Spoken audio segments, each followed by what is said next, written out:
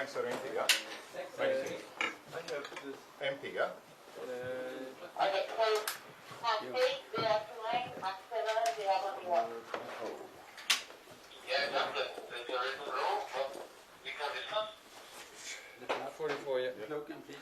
Yes.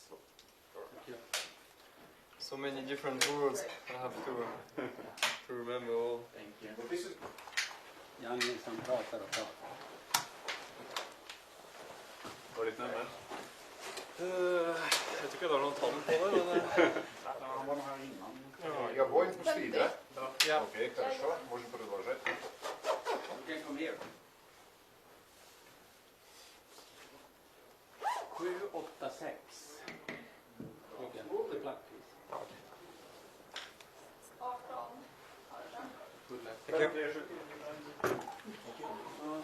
Pluggen. Oj.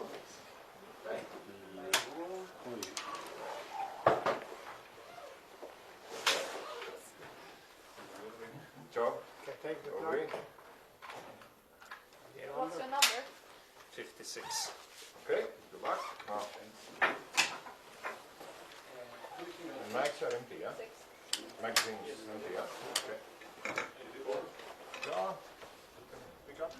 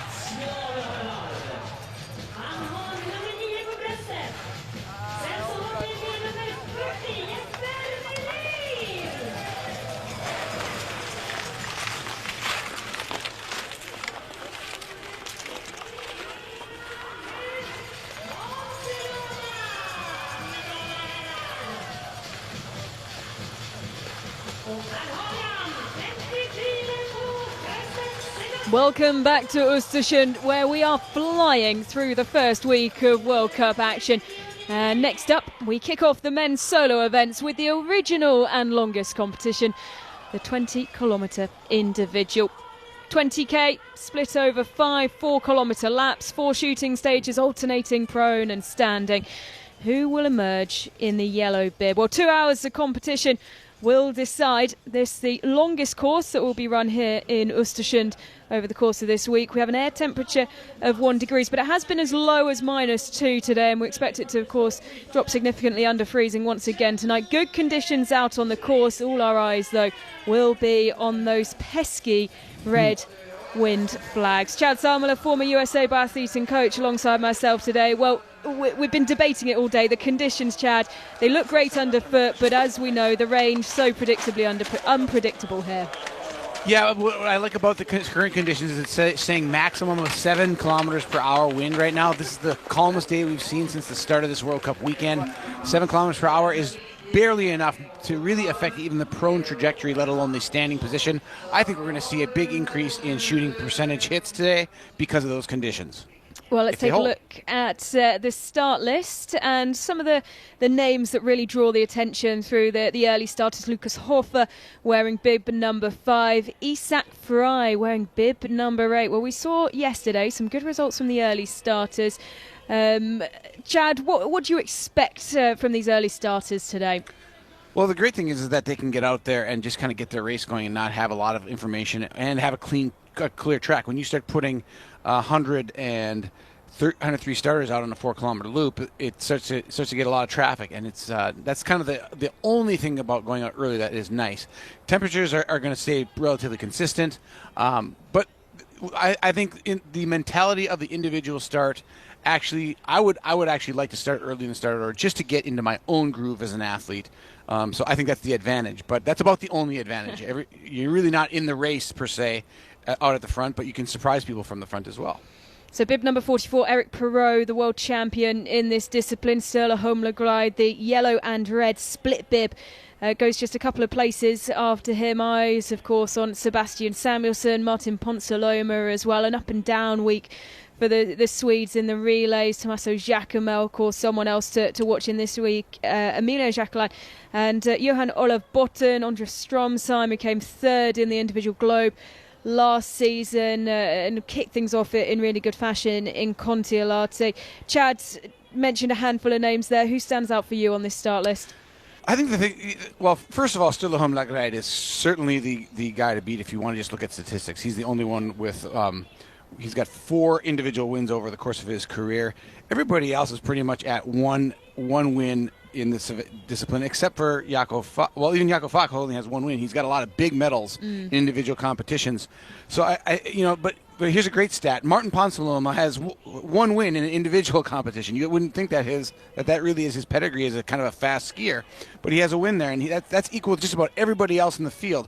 So I think this tips the hat to Sturlaholm Lagride just because he is so he's the heir apparent to the Boo brothers' domination in this discipline, particularly Johannes Tingnes Boo. And I just think that he has the most experience bringing a 4-stage shooting stage race like this, where you're alone with your thoughts. He's the best at it for sure in the field. We had a noisy crowd this week, helping the athletes, of course, through challenging conditions at time. And our eyes drawn to Lucas Hofer, the early starting Italian. Well, the Italians, Chad, they've burst out the blocks. There's certainly a good feeling around that camp. Absolutely, and they have a lot to look forward to this season with the Olympics clearly on their home snow, and that's got to be just exciting for them. As we see one of the early starters, Christo Siemer of Estonia, getting ready for the competition.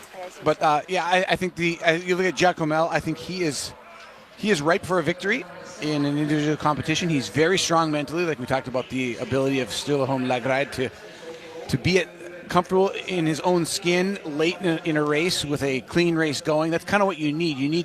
This is a race of mental and emotional momentum, and you need a lot of quiet in your head on that final stage if you're 15 for 15 coming into that final stage, because you absolutely have a chance to win. And with a minute penalty, it gives a lot of people a chance to be there in the last shooting stage if they're clean to that point. Yep, of course, a good point to mention there. We've seen it cause havoc on so many occasions. No penalty loop in this individual competition, but a 1 minute penalty added to your race time for every target missed. Getting us underway in this first men's individual race of the 25-26 season. Konrad Badac of Poland. This is 48th World Cup start, and his best performance did come in this event. Lenza Heider at the World Championships, finishing 30th.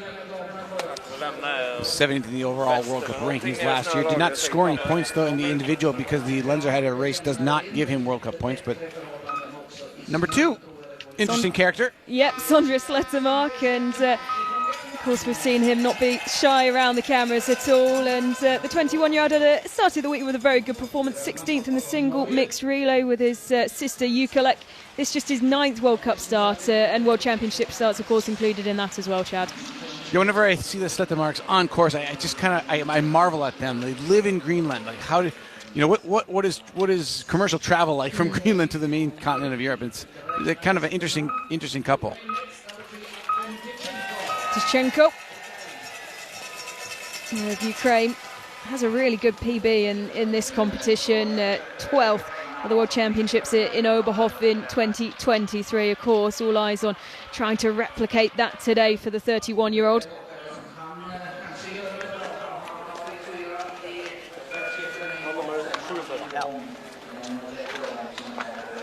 Always an air of nervousness, I think, around Isak Frey before he starts races. We can see him waiting on there as Strolia of Lithuania pushes out of the gates for World Cup flower ceremonies, but none of those since the 22-23 season. Chad, when we look at the shooting, though, in particular of Isak Frey, there's nothing that gives off the vibe of nervousness.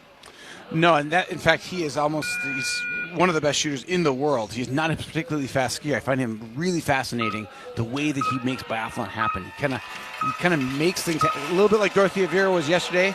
So you see Lucas Hofer head out on course, but Frey is a biathlete through and through, in that he's kind of a magician with where he makes his time. Well, the most experienced on the men's side of things in the Italian biathlon team, Lucas Hofer. No individual podiums, but 20 or 12 solo podiums over the course of his career. Here's Christo Sima. 456 starts for Lucas Hofer. He's approaching 500 starts. It's an incredible statistic. Look over at the cross-country skiing side, and very few cross-country skiers get that many starts in their career in cross-country events.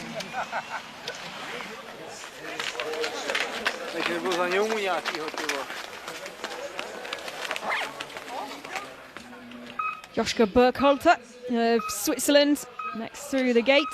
Set a new personal best in this event last season, finishing in the top 10 for the first time. That was in Ruhpolding. 107 starts for, or 100. Actually, it's 100. Yeah, 107 starts for him. He's 37th overall in the rankings last year, and was 21st in the individual rankings after the 3 races that occurred last season in the World Cup competition. Well, here he is, Isak Frey. And what will we get from the IBU Cup winner last season today? Just 22 years old, and taking the individual discipline as well on the IBU Cup last season, and clean shooting on the second leg for the gold medal winning relay team on Saturday. Chad, he certainly captured the attention of those watching on. Yeah, I think the biggest concern that why he hasn't graduated up to the World Cup start, as we see Victor Braun for his first sweep get underway. He'll get a big round of applause. But I think with Frey, he's not the ski speed that the national team is accustomed to on the World Cup, but he's proven time and again already this season in the relays that he is an absolute performer under pressure, and I think that's his value to the Norwegian team.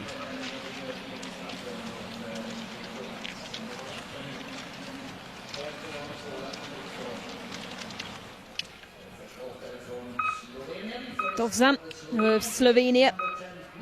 Stable season last time out, finishing with identical stats to the season before. Yeah, Mr. Consistency on the shooting range is Dovzan. He's kind of the guy that that the Slovenians rely on if they have a good relay. They can kind of count him, if they have good momentum, they can count on Dovzan to deliver and keep the relay going in a good direction. I think that's been probably his biggest contribution over his career to the Slovenian team. Maxim Makarov of Moldova also has a top 20 personal best in this event, and that coming from Lenzerheide last season, the World Championships as well, finishing 18th.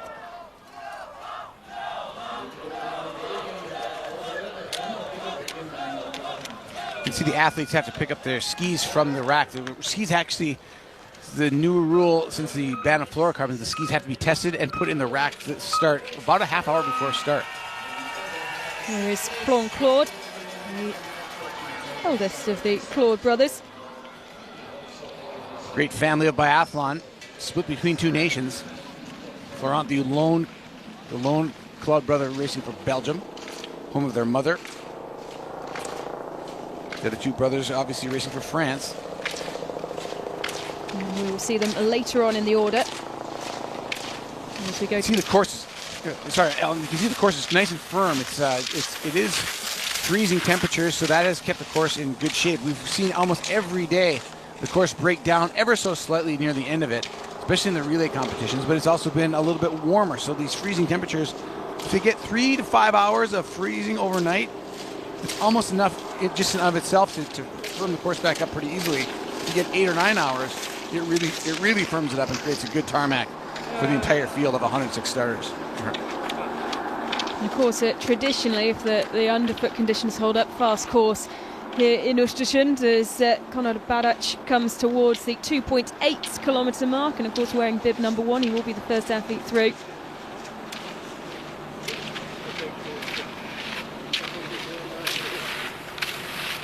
in that early start order. We're really going to wait to see the times of probably Lucas Hofer in bib 5, Frey in bib 8.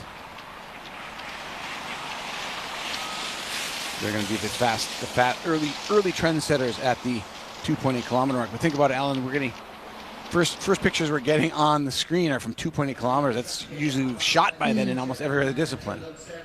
Of course, this is the longest of all the biathlon disciplines, and Nicholas Hartweg into the gates wearing bib number 16 today. And he is equal to the ski prowess of the Italian Lucas Hofer in bib 5, the 2 fastest skiers so far to leave the start order. Of course, the ski speed is not the key today, but you need certain, or at least a requisite amount of speed on the skis to contend for the podium. Well, speaking of podiums, you did feel for Nicholas Hartweg and his Swiss compatriots at the World Championships at Lenzerheide. He finished 5th in this competition, had a 4th place finish in Ruhpolding, and they just didn't find that extra bit that they needed to force their way onto the podium, as our eyes are on Lucas Hofer coming towards the 2.8 kilometre mark, and well, expect as he comes towards that timing gate that he will take the lead here ahead of Vitaltus Strolia. Yeah, comfortably, 4.6 seconds. It's a lot of skiing compared to what we're used to seeing our first time split. We're used to seeing about 1 kilometer, sometimes less than a kilometer into the competition. So expect somebody who's feeling really good to come set a really blazing time somewhere in the start order, and that might be Philip Horn. He's definitely has a lot of ski speed historically. Horn, the fastest skier by reputation and statistics of anybody to take the course yet, the German in bib 18. Yep, has 3 World Cup flower ceremonies, including a 4th place finish in the sprint in Annecy last season.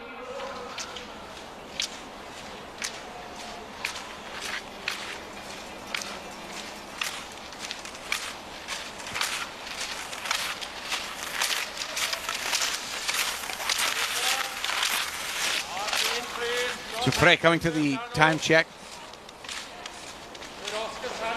Nothing spectacular about what he does. He's just out there like a train engine, plugging along, not terribly flamboyant with his style.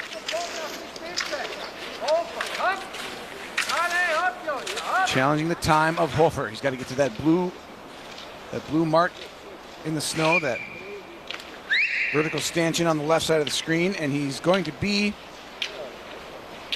just about even, 1.6 seconds in the lead, so that's a good start for Frey.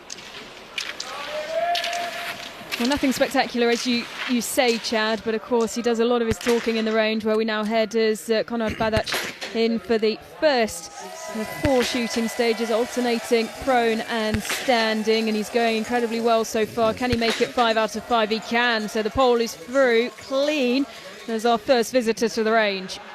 3.5 seconds for prone. This is showing us that the shooting range conditions are very good right now in this individual competition. They'll shoot from the prone, standing. They'll alternate. It's the only 4 shooting stage where they don't go prone, standing. Well, here he is, Campbell Wright. Well, such an interesting character and someone who's performing so well, carrying on his great form from the end of last season. And Chad, he looks like him and of course his teammates are in very good shape. Yeah, this has been a tough one for this discipline, though. It's been a tough one for Campbell to unravel, and he's got to find the correct mentality of balancing his enthusiasm with the kind of the sort of dull demeanor you need to hold it together in an individual 20K. It's a very different beast than what Campbell really probably naturally excels at. So coming in, Strolia 22.1 seconds in the lead.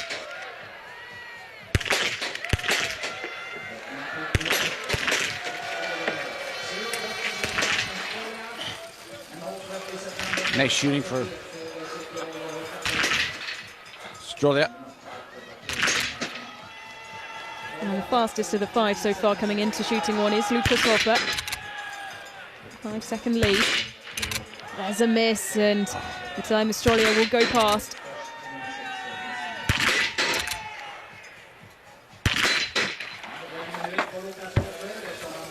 Yeah, you know at that point that's about the, especially with the range in the shape it's in, that you know that's the one miss that you have to guarantee a chance at the podium. You gotta figure you're going to be at least, even a guy like Hofer who skis pretty well, it's got to be 19 to be legitimate. 19 or better, especially with the range now. As you see, everybody's shooting very normal cadence, very normal for time to the first shot. We haven't seen that yet this year at this venue in any of the events. Emilien Claude, second in the individual competition in Ruhpolding last season. His only World Cup podium and flower ceremony. Can he replicate that form today? Yeah, last year he was having all kinds of trouble with his shooting percentages, and they found out that he had a problem with his rifle. Once that was fixed, everything got better, and that's when he got his first podium, right after they fixed that problem. Burkhalter of Switzerland, 4 for 4 so far. That's great. He's going to be outside the time of Strolia, who continues to hold on the lead. Or he might get him. And it's close. First miss for Isak Frey. Not much of a lead that Burkhalter has, but Isak Frey has to adjust his sights.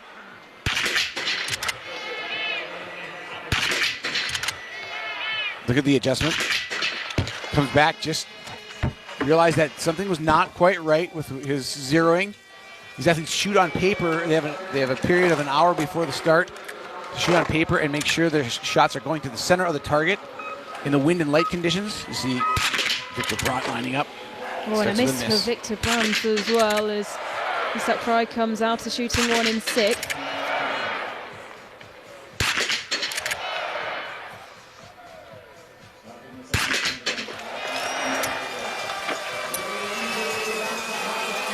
So with 9 athletes through the first shooting stage, just 3 misses in total. Brandt, Frey, and Hofer each with a miss.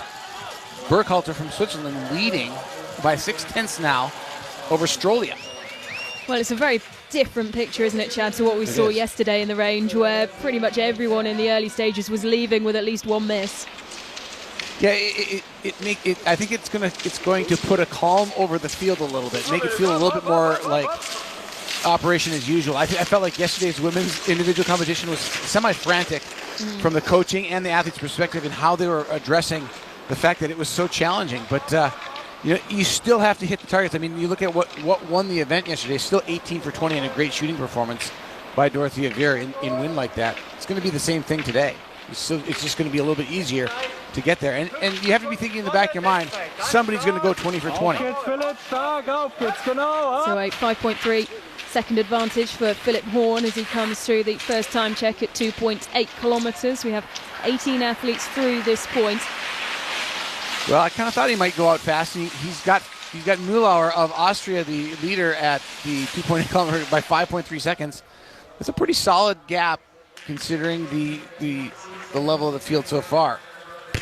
And we are now watching Fabienne Mühlauer of Austria drop into the prone position. Fast start from Mühlauer. He was leading until Philip Horn came through. 2.8 was leading by about 1.5 seconds over Frey, the Norwegian. Look at Mühlauer has caught Florent Claude, the 32nd man. He's leaving the shooting range before Claude even finishes shooting. And he's perfect. This is going to be a good time for the young Austrian. Yep, he will have a comfortable lead here. Let's take a look at the time. 11.1 seconds for Mühlauer as he leaves shooting 1. Burkhalter sitting in second as things stand with 13 through shooting 1. Well, he's a stand-in for David Komatz, who is on the start list instead of Mühlauer. So it's a change on the start order, and he's making the most of it now with a lead. Paul Schoeman up from the United States up in the breakout, shooting from the prone position.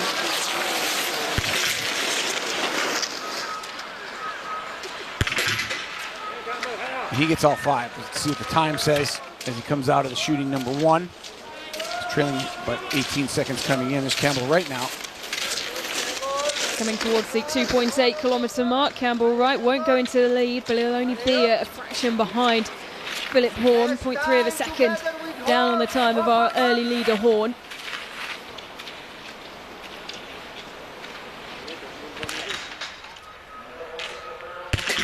Actually didn't catch that start change from David Komatz to Mühlauer. So Mühlauer, his workout best to date is just 31st in Oslo in the sprint last year. He's your leader after his prone. And he will continue to lead as Niklas Hartvig drops one, recovers well to take down the next 4 targets. Petle Sjolstad Christensen starting his race from good number 36. Here's Horn now, setting a fast time out on the course. Comes in leading 12.1 seconds over Mühlauer, who is having an auspicious start.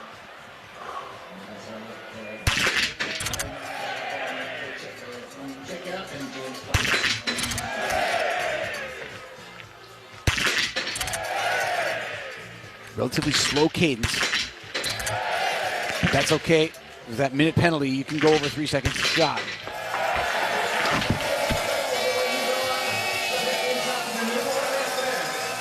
And he will go after shooting one in the lead, 3.4 seconds. The advantage he has over the Austrian Mühlauer. Horn's been 4th twice in World Cup competition. So he's absolutely no slouch, but he has sort of bounced on and off the German team now for the World Cup for a handful of years. He has never really been a solid selection for the Germans, and it seems like his ski form fluctuates, and he's clearly on a good form right now, and very solid in the first shooting stage to take the lead by a comfortable 3.5 second margin. Lukas Flatscher of Germany coming in just 3.9 seconds behind the time of his compatriot Philip Horn. Flatscher, another mainstay of the IBU Cup program in Germany. He was 7th in the IBU Cup overall standings last year, 6th in the IBU Cup, which is kind of the minor leagues of the World Cup. So getting his opportunity here. Preparing to start, and Lukas Flatscher going well. And 5 for 5, and he's away. His first World Cup appearance since the 22-23 season in Oslo. Well, the Germans went up to, and he's going to lead, I think. He will, 4.9 seconds, a little bit quicker on the reins than Horn. Horn took his time, but Flatscher and Horn both with really good races in the opening weekends up in Idre Fjäll in Sweden. And they were doing well against the Swedes, and that boded well for the Germans. And they're doing what they did up there right now with Horn and Flatscher in 1 and 2. Well, Campbell Wright only came in 1 second behind the time of Lukas Flatscher, and he's 5 for 5, and he's done it quickly as well. Keep your eyes on the time. This will be close. It just falls outside the time of the German, and he will go into second, 2.7 seconds behind the time of Lukas Flatscher after shooting 1 of 4. Well, let's see what kind of composure now that Campbell Wright can muster. A 23-year-old born to Americans in New Zealand, has American citizenship, and joined the United States 3 seasons ago, and it's been an absolute lightning rod of excitement for U.S. Biathlon.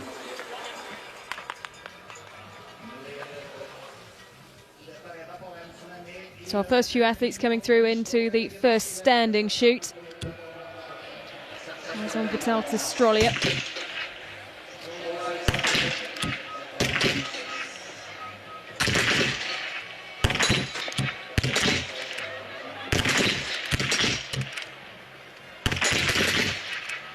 Seppo in the breakout, prone, misses a shot. Strolia, all those 2 misses are really they're gonna sting. Conditions really nice. Now we look at Didier Bionats, who comes in with the fastest time into the shooting range by 6.2 seconds over Flatscher. Huge opportunity for the young Italian if he can keep the shots going down. And the World Cup champion about to take to the course, Eric Perrault, pushing out of the start gates. An absolute pedestrian shooting pace. Bionats is taking 5 seconds per shot. That is very slow, but he gets them all. I think that's a good payoff, good trade-off for him to give up that time that he had taken on the skis to ensure those first 5 go down. That is the essential approach to this event. And he will go into fourth, 6.5 seconds behind the time of Lucas Fratscher. You look at shooting time so far, shooting number 1. And A slow first lap there, Chad, for Emilien Claude, coming in 17.9 seconds behind the time of Lucas Fratscher, and starts with a miss as well, which will drop him even further down the order. yeah, he doesn't look like he's in quite the shape that he needs to be in right now. But just to put a point, that Biathlon came in, he's 40 seconds for prone shooting. His shooting time is 40 seconds compared to the fastest time, 25 by Tushchenko. He's giving up 15 seconds just in the shooting. And almost perfect from Joschka Bergholzer. 9 out of 10 through the first 2 stages. Here's Isak Frey, who recovers well. He's also 9 out of 10, but clean in the standing position, and did have a decent lead coming in. Let's see where he'll find himself as he exits shooting 2. Takes a look to one side, 22.3 seconds, the lead of Isak Frey as we come out of shooting 2. It's a nice time for now, but the one next to that shooting misses is going to prove to be a sticky point for Frey going forward. As the athletes he's supplanting right now are really not at the level, except for Hofer, who has 2 misses already, and Stroley, who has 2 misses. There's really no real threats to the victory yet to challenge Frey's time. Vladimir There's Iliev of Bulgaria does have a podium in this competition. 9.5 seconds off the lead time. Shooting is going pretty much back to normal standard shooting procedure with great shooting after shooting 1. The top 18 athletes in this competition out of 29 starters have shot clean. Antonin Guiganot of France. Too far off the pace coming into shooting 1. There's the miss though that will put him out of the picture.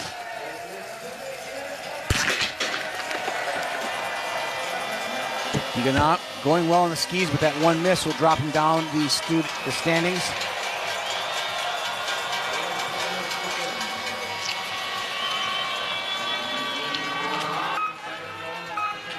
Martin Ponsaloma, well, Chad, he'll be desperate to get his confidence back after last season.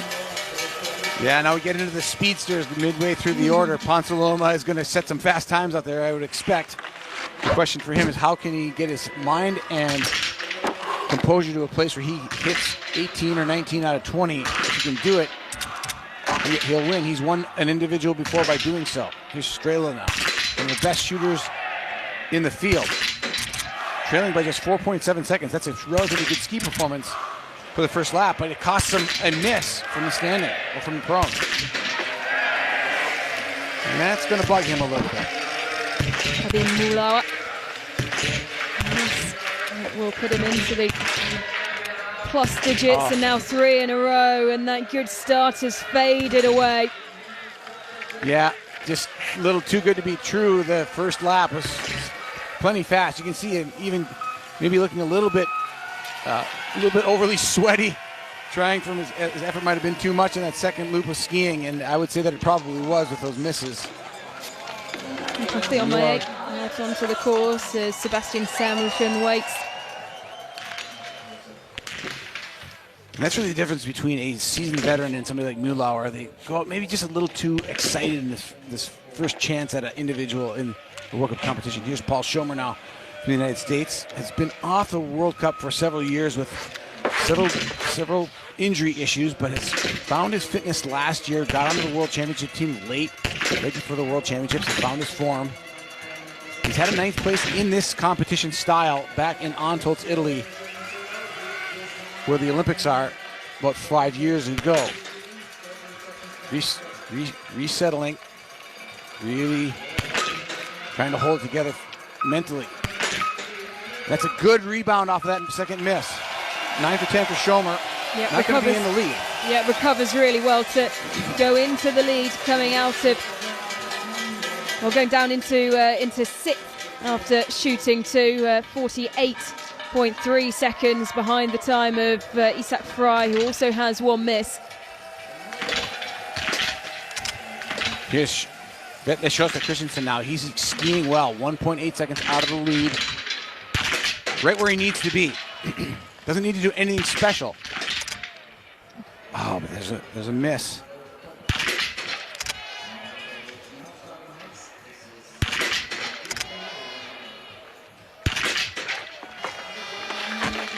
You know, Ellen, even with the good wind conditions right now, I think when these athletes are used to shooting very quickly between shots, and they take 4 seconds between each shot because they've been kind of like jilted by the wind every race so far. You're seeing that adjustment kind of messing with their rhythm, and that's might be where the misses are coming in a case like Biathlon Christensen, because he's not on autopilot. He might be thinking about it a little too much. Well, Eric Perot goes into the lead by 0.8 of a second. Philip Horn has just dropped one in the shooting range. And, well, it'll be close to see if he can keep this lead going ahead of Isak Frey.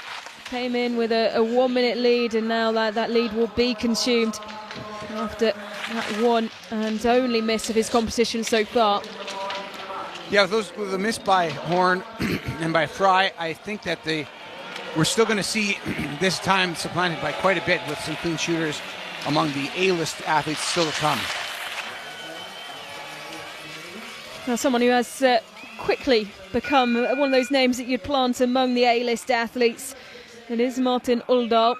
You know just how quick he can be in the range, and his prowess on the skis as well, Chad. Just 24 years old, but the fastest, equal fastest with Sturla Holmlegard to a first World Cup win. He'll be keen to add to that this season as we see Jesper Nylén come into the range.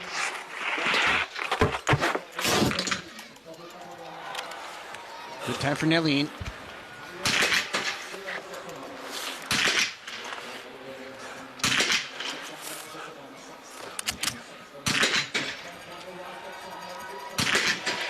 Drops in outset. Shooting 2.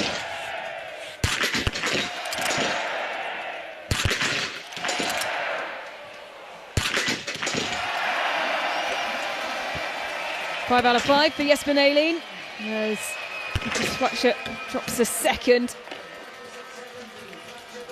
Now Campbell Wright just came in behind Lucas Fracture, who started 30 seconds ahead of him. Has a miss now, and 2 for Campbell Wright. 3 now, and it's all fallen apart. Yeah, Campbell, a very good reactive head-to-head shooter, but sometimes just can't master that space within himself when there's nobody challenging him. Kind of loses his concentration a little bit, and that's the trick of this event in the modern context of biathlon. Since they've gone to the head-to-head competitions 20-some years ago, the mentality has changed entirely from this old school early format biathlon. Here's Danilo Riedmüller of Germany, 3 for 3 so far. Good day for the Germans through the early stages. Can he keep it rolling? He does. Perfect start to the competition for Danilo Riedmüller of Germany. So both Fracture and Wright, the early leaders that Danilo Riedmüller is going to try to hit the time of, they both have 2 and 3 misses from the second shooting stage. They're kind of non-factors now. So you kind of rewrite the whole story at shooting point number 1. And here's a man doing it. You can see 7.4 seconds coming in faster than the current leader, Fracture. Just his sights after reading the wind flag. 7.4 seconds, the lead of Eric Perot, the world champion, coming in to shooting 1. And he's quick as well, 1.9 seconds between shots. A little bit slower on the final shot, but he's away and he's clean. And he will go into the lead here.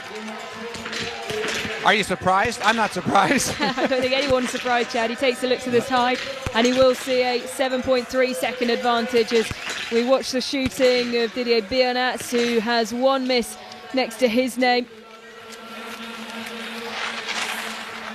Just 1 win in the individual column for this man, but it's a big one. It's the World Championships.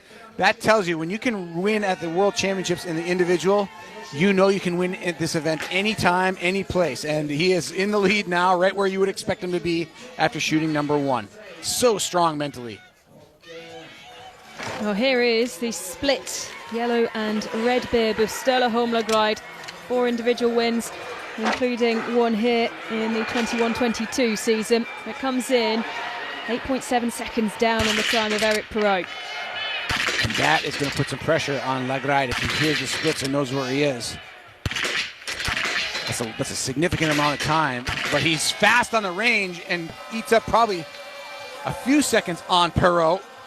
Well, both of them were very quick, weren't they? Eric Perrault and Ståle Holmgren, and that means that Ståle Holmgren doesn't make the gains that he would have wanted to. He's matched him coming out of, matched the time he came into shooting one with, as we go to Isak Fry, who has another miss, adjusts his sights again. And Ellen, to make it even more interesting, Perrault and Lagride, same shooting time to the 10th of a second. 28.3 seconds, each of them on shooting number one. So they are going stride for stride. So 3 misses now for Isak Fry, not the start he would have wanted to individual competition here in Ostersund. This for Fabien Claude as well. Can he limit it to just one? This is shooting one for him, where he did come in with a lead, but will exit well down the order now. And that's just the thing between Fabien Claude and Eric Perrault. They're skiing almost equally, a little bit faster in favor of Claude, but Perrault just has kind of that extra little bit of ability to concentrate even when pushing this fast. Fabien Claude has not mastered that, and it seems like Perrault has that just kind of in his nature, in the way he is as a person, the way he thinks and feels. Vladimir Iliev into shooting 2.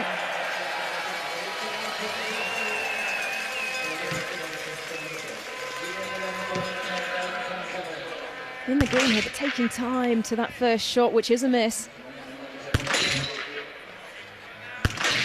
And the reason he's leading by so much is everybody so far at shooting 2 has a miss so far.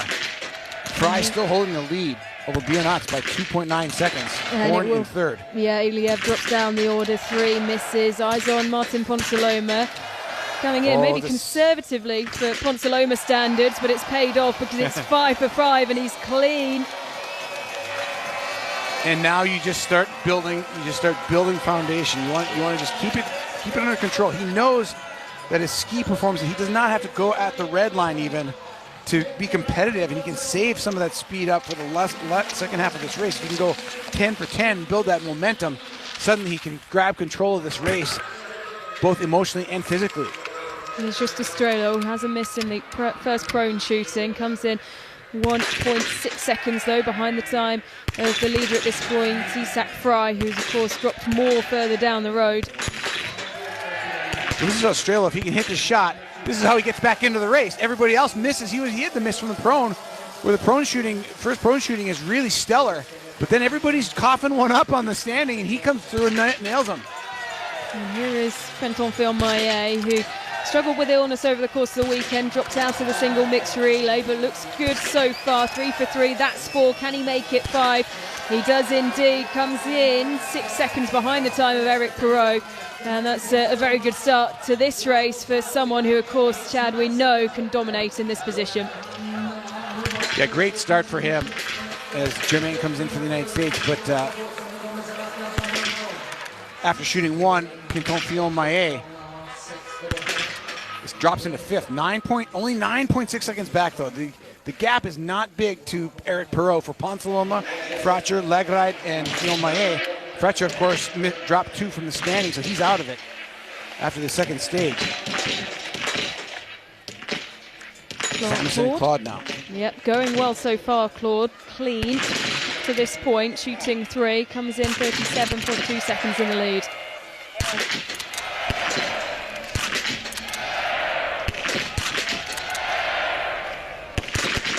Oh, and he keeps it up, 15 out of 15 for Florent Claude. Belgium had a great day yesterday. Can they replicate it today with Florent Claude? He will go into the lead here as we watch Sebastian Samuelsson come out of shooting 1. He's 5.6 seconds down on the time of Eric Perrault. So shooting stages, lots of action. Shooting stage 1 and shooting stage 3, 2 near new leaders. Samuelsson just 5.6 seconds off of Perrault, so it's France, Sweden through shooting 1 with clean shooting all the way down. Shooting 1 to 31st place after first shooting. But shooting 2, it gets more interesting because there have been misses. Someone who has a miss is Nicholas Hartweg. That came in his first visit to the range in the prone position. He's good so far. Tommaso Giacomel into the range for the first time. Bib 56, and it's stable from Nicholas Hartvig, who has 2 clean shooting stages after that miss on the first. And I think he's going to take the lead here. They will indeed. 17 seconds. The advantage as Jacomel makes his way out of the range. And, well, Chad, you can see the chaos there as they all roll out. And we're looking in various places for the new numbers. And this is shooting 1 where Tommaso Jacomel goes into 4th, but he's only 5.9 seconds off the time of the leader. Yeah, we were watching Hartvig and Claude further up the race at shooting number 3. Florian Claude is skiing very, very slowly by comparison to the field. He's the only guy clean through 3 right now. Well, Slettemark is there as well, but he's a minute 34 back. So, the chances of Hartvig and Claude hanging on to that lead, they're going to have to rely on a lot of misses. I think what we're really watching right now is shooting number 1 and Perot, Ponsaloma, Samuelson, Jacomel, and Lagret. Those are the big names. They're all packed within 8.7 seconds. And Fiomaye at 9.6 back. Big names, all clean through shooting number 1 right now. Can Martin Olval put himself in that picture?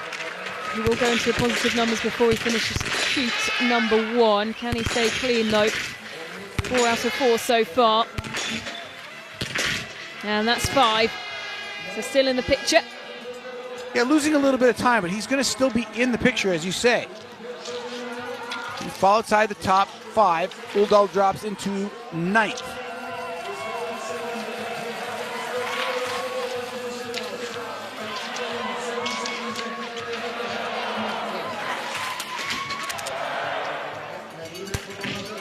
Spinelli into his second shoot.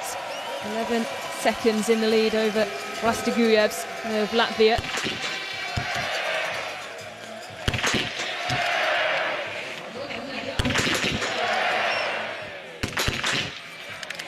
Oh.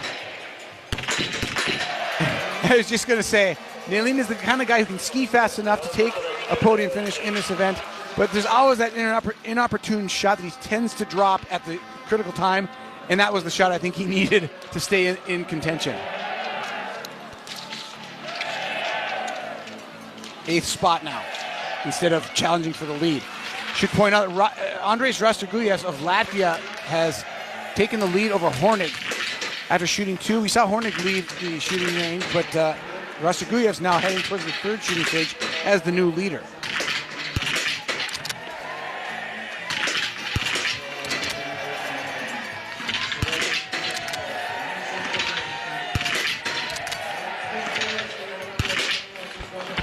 Oh, Simon Kaiser, the chance to get in a good first shooting split.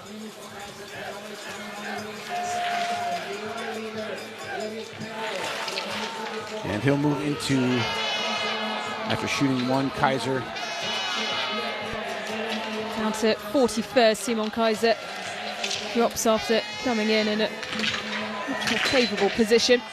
Here's Jan Olav Botten. She comes into the lead after a slow start to the first lap. Of course, 4 kilometres to the first lap. Eric Perot has now dropped 1 on his second shoot. Keep your eyes on the breakout screen as well as Botten in the main picture. We'll keep our eyes on the time as well. Eric Perot was leading through this point where Botten is now, and it will just fall outside the early time of Eric Perot. The Norwegian well up there.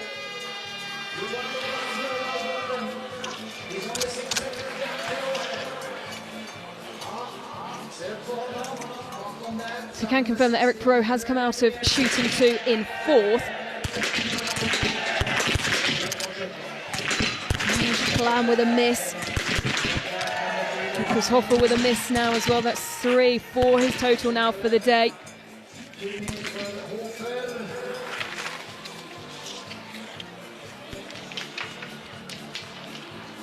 Yeah, just too many misses for Hofer.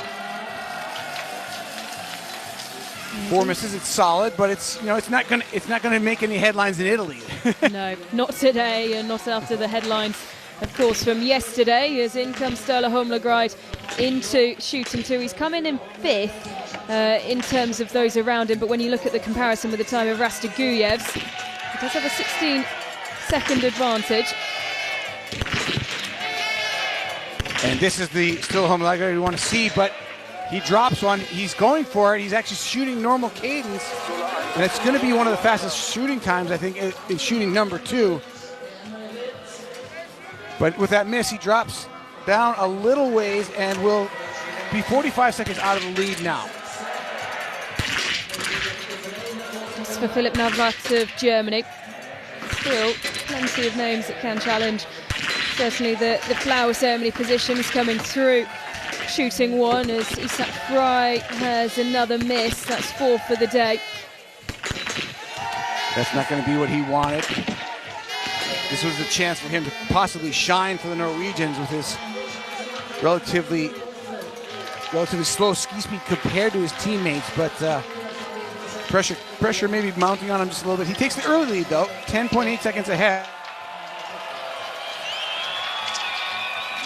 It won't stand for very long.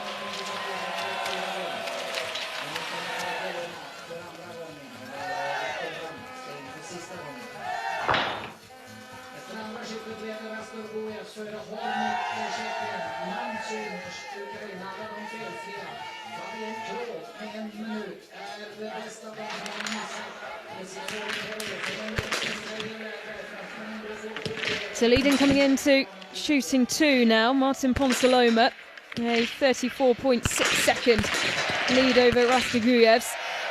Clean so far as well. There's a miss. And it's 2.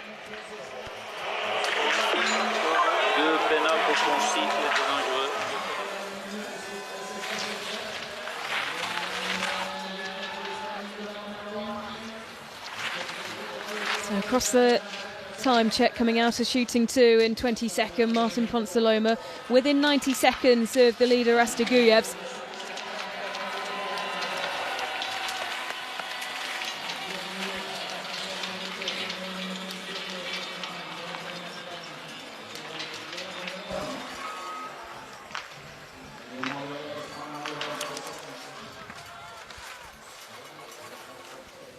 Back in comes Quentin Fillon-Maillet, shooting 2 in a standing position, 24 seconds. He has the advantage over Rastiguyevs, but no one has been able to unseat him from the lead at this point.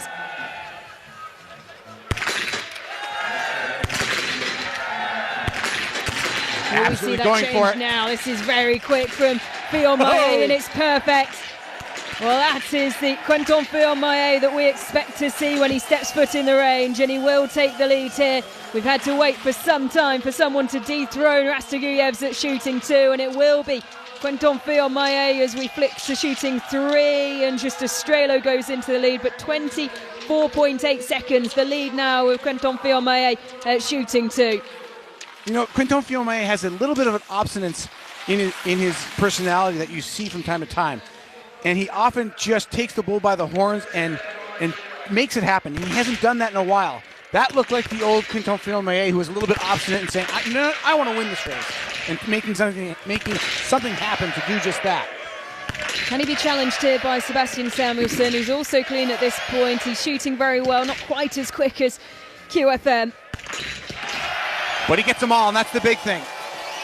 Going to be tight. It will be very tight indeed, but he just has the advantage with the pace on the skis. Keep your eyes on the time as he comes towards the time check. He will have the lead, there's no doubt about that. 6.4 seconds, Sebastian Samuelsson leads. Two athletes starting just a minute apart, 54 and 52, and they are atop the leaderboard at the halfway mark. Samuelsson and Fillon-Maillet are going to make it a grudge match now, as Perrault had a miss early. And now the first miss of the day for Florent Claude, who has been excellent in the range, 19 out of 20. Well, you can't ask really for much more than that, Chad. No, it's great, and you can tell he's not skiing at the best level he's ever been at. But it still feels good to lead a World Cup at any point in the race. Miss for Tommaso Giacomel, that will put him down the order. Came in 4.0 seconds behind the time of Sebastian Samuelsson, and will leave in the positive digits. You know, we've seen this rise of the younger athletes trying to supplant the older athletes, but now the older experienced athletes through two shooting stages are taking control of the race. Samuelsson and Quentin Fillon-Maillet as the younger athletes have missed a shot each from the standing position. Hartwig trying to go 19. Yeah, if he stays clean, he will go into the lead. He probably still will take the lead with the advantage that he had. 18 out of 20 for the day for Nicholas Hartwig.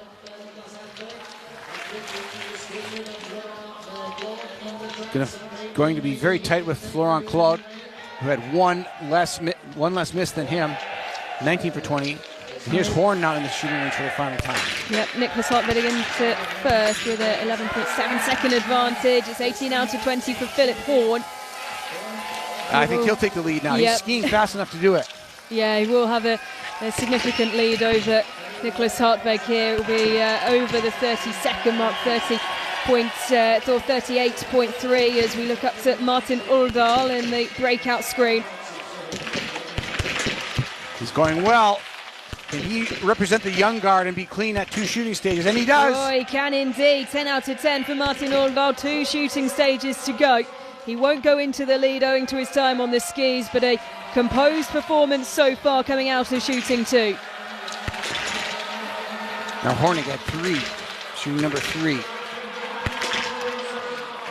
Oh, there's a miss.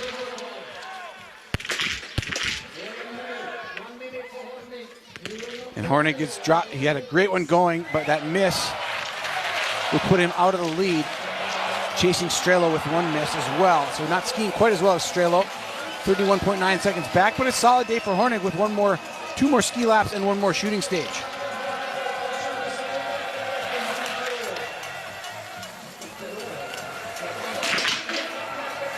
Nalin has 9 for 10. Chasing Strelo, Hartwig, and Roster-Guyev all with 1 miss. That's shooting number 3.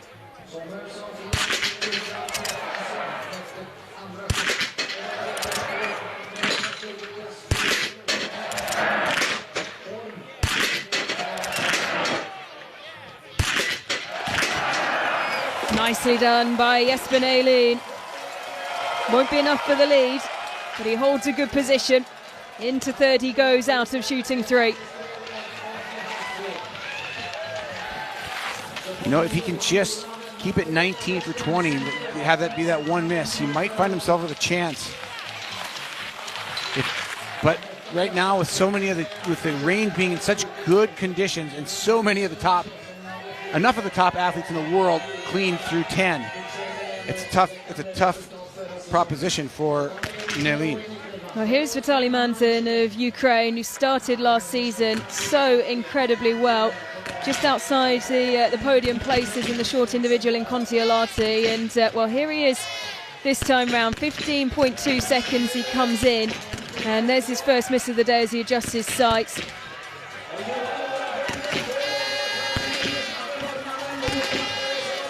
Jan-Olof Botten, in the meantime, came in with the lead in the standing shooting 2 and will take the lead for Norway over Sebastian Samuelsson by 3.5 seconds. That was happening in the breakout shot. Now Perot is in shooting number 3. So Botten, the new leader after shooting 2, with most of the favorites through. All eyes on Eric Perot now, the world champion, trying to stabilise his competition here, shooting very quickly. Great rhythm, great shooting. 14 out of 15 for Eric Perot, who will exit shooting 3 in the lead. 14 seconds on Strelo, but Perot seeming to slow down his skiing a little bit in that lap.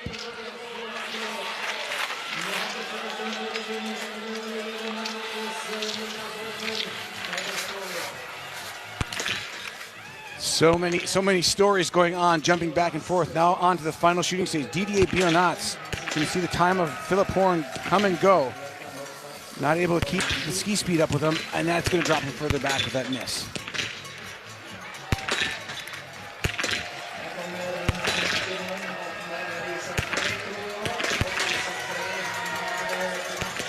And 2 misses drops him outside of the top 10.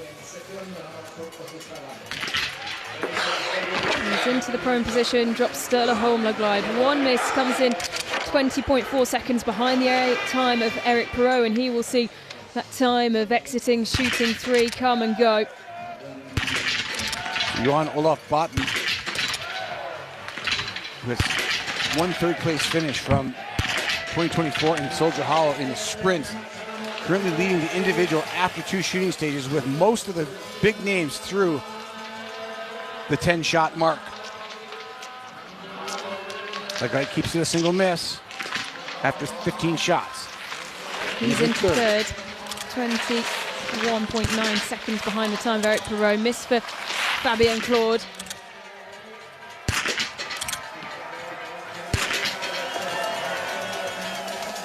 He had the pace on the skis to challenge Perrault. But now 2 misses in comparison to Eric Perrault's 1 miss. Sees him drop down into 9th.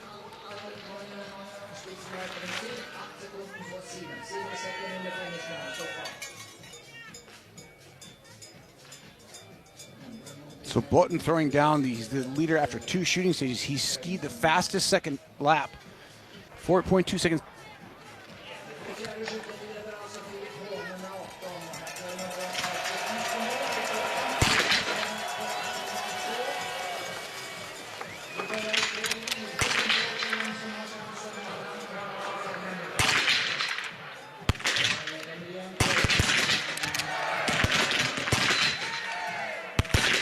And Martin Ponsaloma recover here.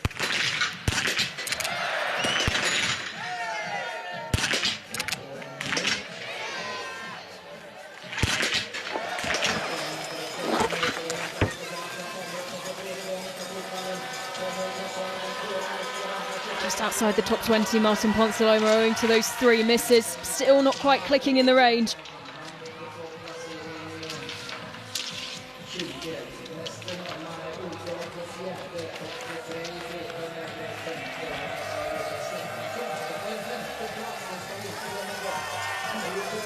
As Quentin Firmaillet makes his way back into the range for his penultimate shoot. Comes in the lead. A 4-minute advantage over Eric Perrault. He's clean so far, Quentin Firmaillet. Can he keep it up?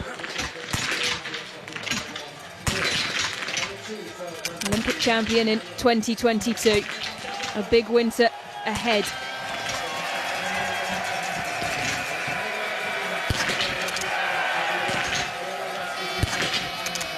There's his first miss of the day.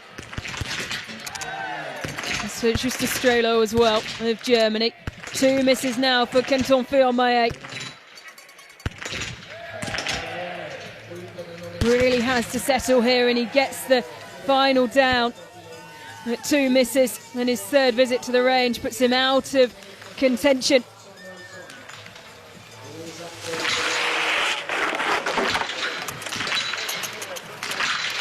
In comes Sebastian Samuelsson. Can he take the lead after shooting 3? Drops down into the prone position. Has a healthy lead here. Clean so far, 10 out of 10 for his first 2 visits. Rookie season last time out. What a start this would be if he can find himself atop the podium today. It's good so far. There's the first miss for Samuelsson. Recovers well on the last and should still hold the lead here as into the closing straight comes Florent Claude across the line, and he will go top. But just how long will it stand for? 19 out of 20 on the day. Another solid day for Belgium. As we watch Rastaguyevs.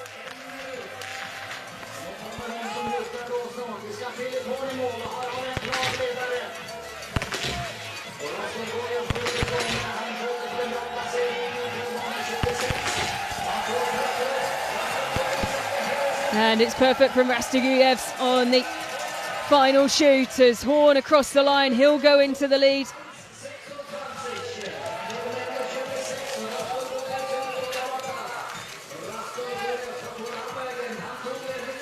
Unable to really challenge with 2 misses today. Nicholas Hartvig didn't quite have the speed on the skis that he would have needed as well.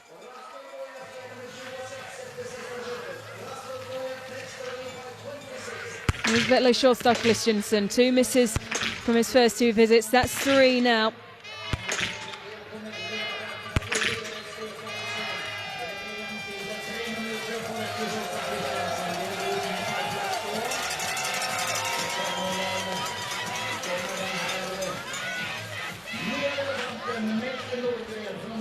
So Rastaguyev's leading by a good margin coming out of shooting 4. Vetle Sjostad Christensen with 3 misses drops down into 7th. And that is a great performance by the wily veteran Rastaguyevs. Somehow finds a way to find the fountain of youth every year and has a great performance like we're seeing today.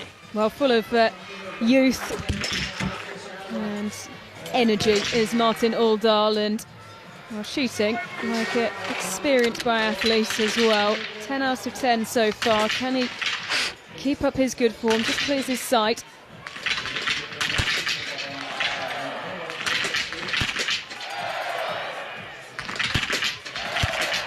Uldal not matching the pace on the skis, but staying in this and staying relevant with those zeros you see next to his name. If he can keep the 0 all the way, he's losing enough time on the course that he can't win with a miss at this point. If he can keep those zeros going to the end, he may end up on top or at very near the top.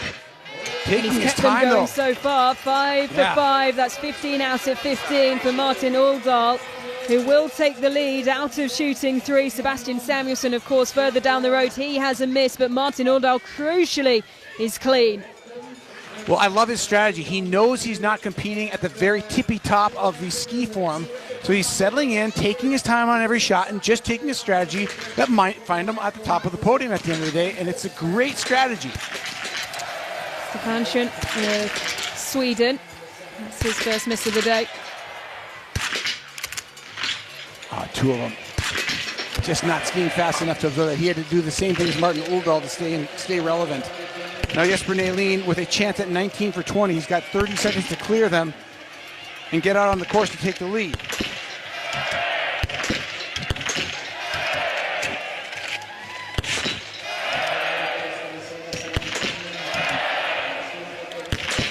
And 19 out of 20 for Jesper Nalin. He will go into the lead. And D-Seat Rastaguyev's coming out of shooting 4. Nicely done by Nalin. Seen him drop those targets so many times in the past, and he will take the lead from Rastaguyevs by 1.4 seconds. So 2 veterans, maybe not for a podium spot when all is said and done, but here's Johan Olaf Button now. Yep. Flying on the course, leading at every time check since the last shooting stage. Coming in 9.1 seconds faster than Samuelsson, but Samuelsson had a miss, so he's 31 in the lead. And as if sensing this moment for himself on the World Cup. And he will keep the lead. Look at that, 15 out of 15. And the advantage will be great here for Johan Olaf Botten. And Botten has tried to get on this team for so many years with the Boo brothers hanging on. There was never a spot for Botten, but now he emerges and is leading the World Cup with 3 stages down. And Perrault drops another costly miss. And it won't be the lead for Eric Perrault coming out of shooting 4.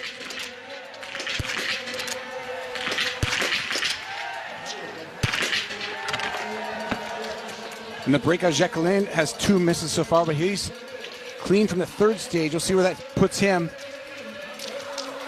Down in 14th, 2 minutes and 3 seconds behind the lead of Johan Olaf Botten, who's going for his first victory on a World Cup. The 26-year-old who has a podium from season before last in Soldier Hollow, but that was in the sprint, and this a different beast. And Botten just outclassing the field on the skis. He is 5.5 seconds ahead of Samuelsson in the 3rd lap, 9.6 seconds faster than Ponsiluoma. That's some serious ski speed that Botten's putting down. If you look at comparatively who's beating on the course. Diomaye 11 seconds back just in that loop.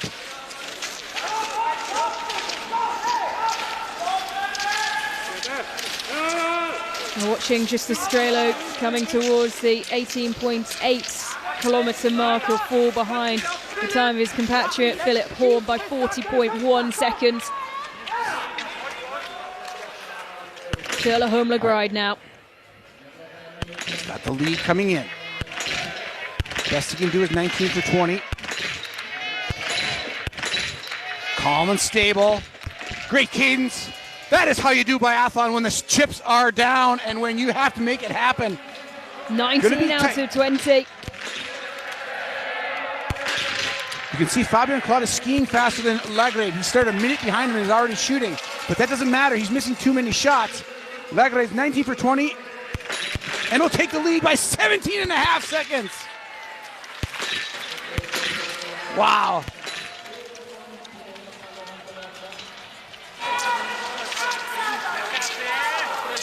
Well, he has the time to beat now. And for a very long time, the man with the time to beat was Andrei Rastoguyevs. 19 out of 20, and he is coming now towards the 18.8 kilometre mark. Lots of green on his picture, but when you look over the shoulder, of course, has Button and Lagride chasing, and it will be the lead for now for Rastoguyevs. Just how long can he hold on to it for, though? Well, I love the effort. It's cool to see him trying to do this at so late in his career and being, making himself relevant once again. Rastoguyevs in this final lap. But I've got to just say something about Sturla Lagride as you watch that last shooting, and Martin Ponsaloma now shooting. Let's actually focus on that instead. Well, he has 3 misses, Ponsaloma, and that's now 4. There's just been those glimmers that he could be close to being back to his best in the range, and then of course you see the 2 misses in the second visit, and then back-to-back 4 out of 5s in the last 2, and finds himself outside of the top 10 there. Coming across the line in 12th is just Estrela round the corner, throwing everything he's got onto the skis as he'll turn into the range, or into the stadium even, parallel to the range. But it won't be enough to take top spot over Philip Horn for now. He will be around the 40-plus second mark behind. Still a solid day. Anyway, it's like for the German team, stepping up in this individual format, skiing well, putting down solid shooting performances. Maybe not right home to mom about shooting performances, but good ones nonetheless. Quentin Filmayer coming into shooting 4. He sits in 9th coming into this point. The time of Sturla Holmgren, of course, already long gone. Oh, drops another one. Just didn't follow through on that one. But you see Lagride in the lead, and he's got this sense that he knows that Button's charging from behind, and he can tell it. There was no pressure on him. You could tell he felt no pressure in that final stage because he knew that he needed to be perfect to even have a chance to win, and that somehow frees him up in these tight situations where other people might just kind of pucker up and maybe miss a shot because they're thinking too much. Lagride went on autopilot, mowed him down, and now is possibly could still win.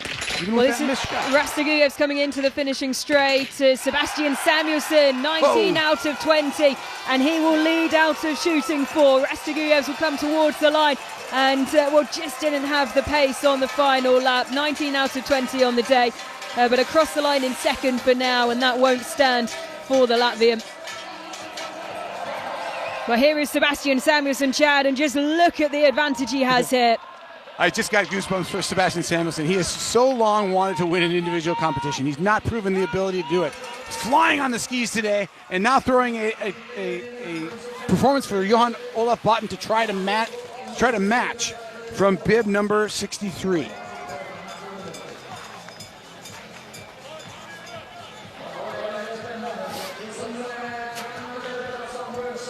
Tight races here. This is a good performance we're watching from Maxime Fomin, bib 33.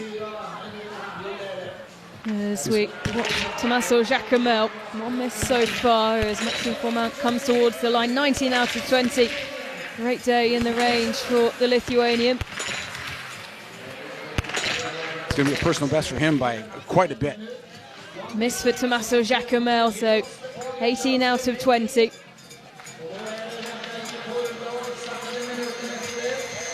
Slots into 5th spot. But looking very good on the skis. Giacomel had the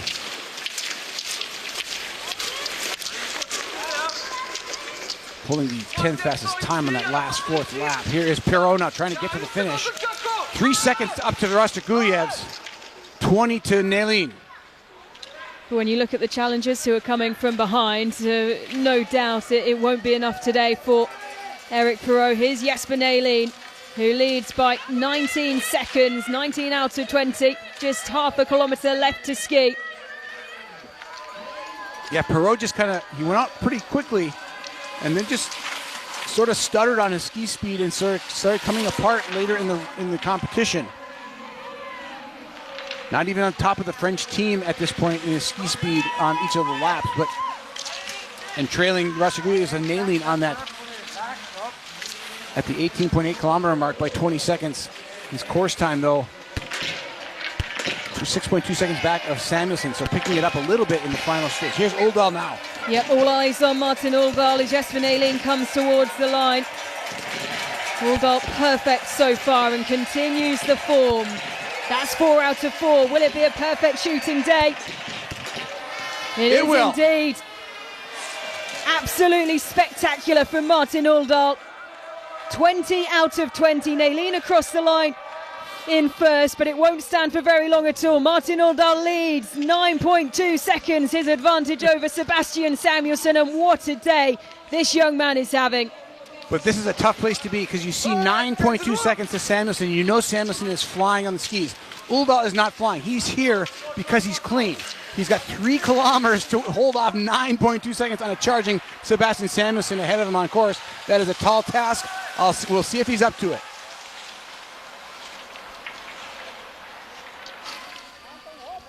Now watching on with Sturla Holm Lagride.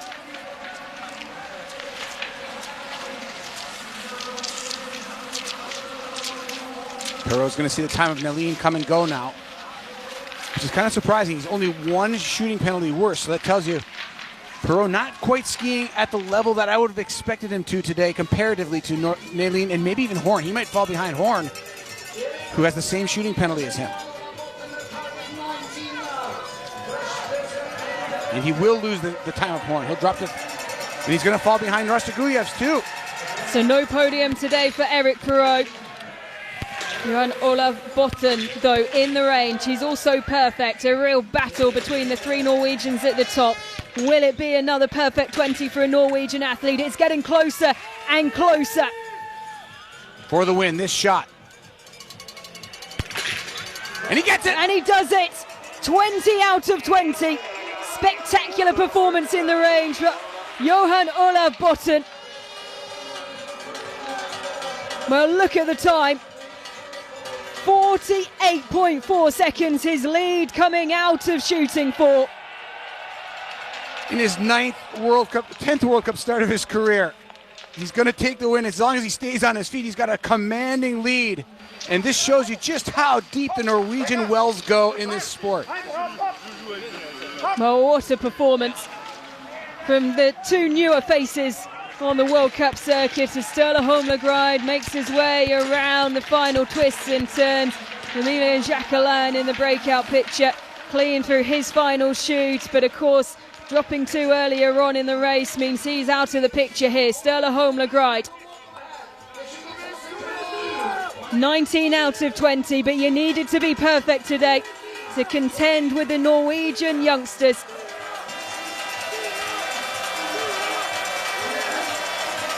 And he will go across the line in first, but it won't be long until he's unseated by those travelling behind. Sebastian Samuelson, of course, in the picture as well. He's through the 18.4 mark in the lead, and I believe this is who we'll jump on board with now, fighting for the podium places.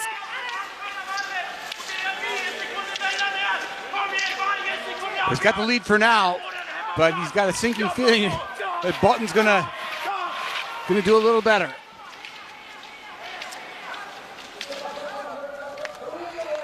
Well, the yellow bib won't stay on the shoulders of Sturla Holm Lagride. Johan Olav Botten, the one to watch, with of course Martin Oldal in front of him as we go back to the range with Planko of Slovenia, who now has a second miss.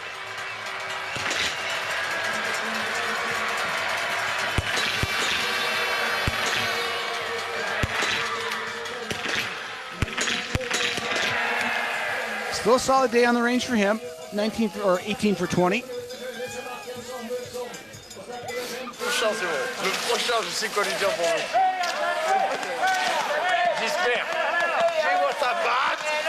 J'attends ton Axel, ça fait une putain de course là. Samuelson just not quite enough. That one missed shot, denying him the first individual victory of his career as the two young Norwegians who have found their way on the Norwegian team in first and second, both with 20 for 20 shooting performances. And Ellen, we saw it. We saw the shooting range. When I saw it that column, you knew somebody was going to go 20 for 20 who's fast enough to win, and two of the young Norwegians do it. Yep, and Norwegians who are certainly for the future.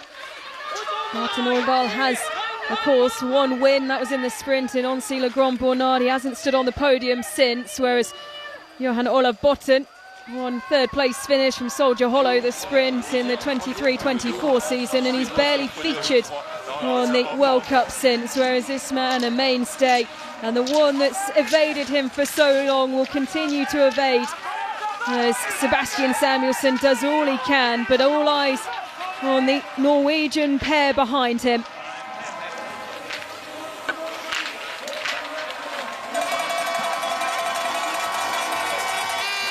Well, he's giving it everything he can, that's for sure. And you can hear the wall of noise as he comes into the home straight. Sebastian Samuelsson will have come across the line in the lead.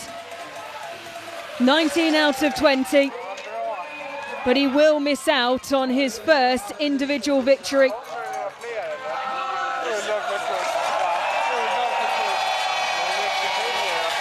Got to feel pretty solid. Good ski performance, 19 for 20. Sometimes you just get beat at the bar.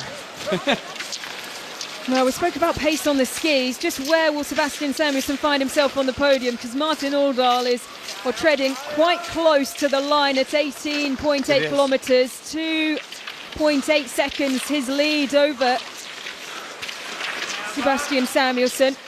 Yeah, I don't see Oldal hanging on to second at this point. He looks pretty labored. Sebastian Samuelsson looked very powerful in the closing meters of that final loop. Samuelsson has the fastest time around that loop over Horn by 4 seconds. And the fastest total course time right now by 21 over Horn. Well, we just saw there Buchan of Norway. He's actually gone into second at the 14.8 kilometre mark, and he has one more shooting stage to go. He's clean so far. It won't be long until we see him in shooting 4, so the battle might not be over just yet, Chad. No, you love Sivert Guttorm Buchan. I saw him starting down there in late in Bib 78. I said, well, we've got to keep my eye on him, and sure enough, you caught it. We caught him early enough. We can tell that story, but he's in it to win it still. Well, he still finds himself at this point at 32.1 seconds behind the pace of Botten, his teammate. And, well, Chad, we speak about the change in the guard so often in the Norwegian team. We are looking, depending on Buchan's ability to shoot clean in his final visit to the range, the potential for a Norwegian 1, 2 and 3, with only one of them having stood atop the podium before. Yeah, that's pretty amazing. I do think that Oldal will fall to Samuelsson, so Samuelsson will likely get on the podium, even with, as we watch Botten here skiing and Buchan on the lap behind him. We still have to keep tabs on, but Buchan still has to shoot clean and ski to the finish, but he's skiing faster than Martin Oldal at this point in the competition as he comes through 15.5K, about 20 seconds up on Oldal, 17 seconds up on Oldal in second place. And here is Martin Oldal.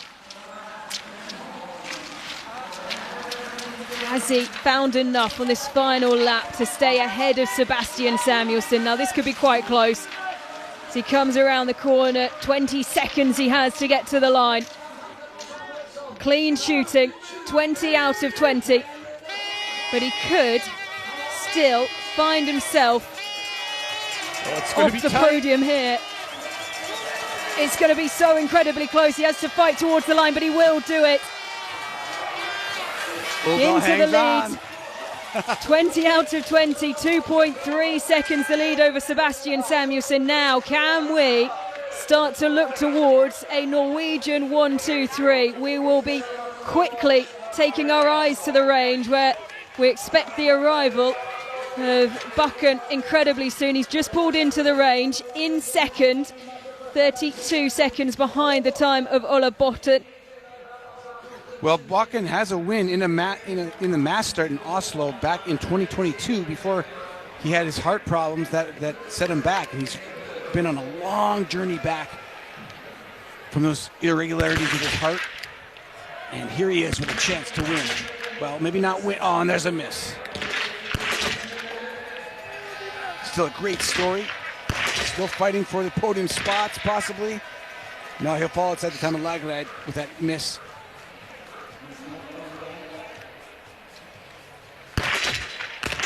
But we see you, Sivert Bakken. That was a great performance. One shot too many missed. But here comes Botten now. And the man who will take top spot, 20 out of 20. An incredible performance. The perfect race as he returns to the World Cup. And just look at that for a lead. Into first, Johan Olav Botten. A big thumbs up from Sigrid Marzé. A lot of the discussion on Norwegian biathlon. Look at the reaction of Botten.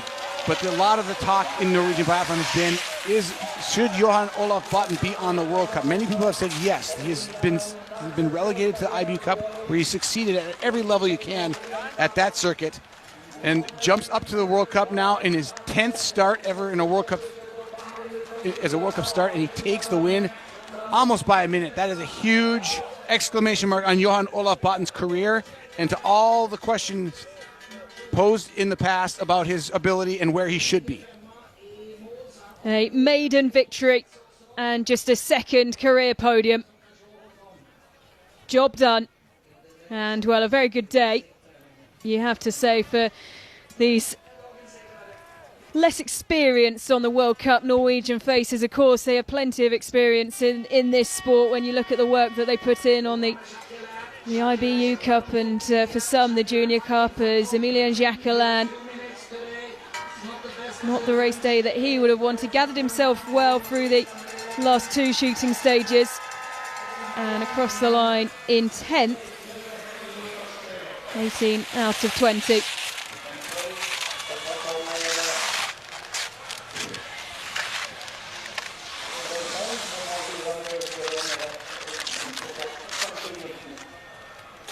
And there's Stromsheim coming across the line as well, not having the day that he probably wanted either. Stromsheim into 46th place with 4 misses on the day. Just looking at our North American finishers at this point right now. Campbell Wright with 4 misses, holding down 22nd spot. Paul Schomer in 27th. For the United States, as we see Philip Navrat playing to finish. Adam Reynolds of Canada, 4 misses on the day in 43rd, top Canadian. Maxime Germain with 4 misses in 52nd spot. And that will do it, at least at this point, for the North American contingent in the field. Jasper Sunding and Logan Pletz of Canada still to come to the finish, are on course. And Philip Navrat will fall outside of the top 10. He goes into 11th, pushing down just the Strelo, his compatriot. It started so well for the German contingent today. In the end, though, they just couldn't hold on, and they won't have a representative in the flower ceremony with Philip Horn across the line in 7th. Here's Blanco. Top 20 finish for the Slovenian.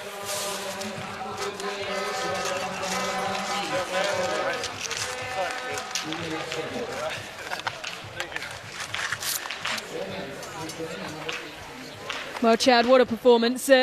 Maiden victory, back on the podium after a whole season of waiting. Yeah, as a guy who's mostly focused on the World Cup, you're aware of the Johan Olav Botten storyline, and as he started emerging over the course of this race, I didn't really have him down as a favorite, but you know his pedigree, you know that he has been amazingly consistent on the IBU Cup and dominant and still would never get these spots up in the World Cup starts. And now he's proven beyond a shadow of a doubt that he belongs here. Maybe not so much for himself, but for everybody around him to realize that this is a guy that should be here.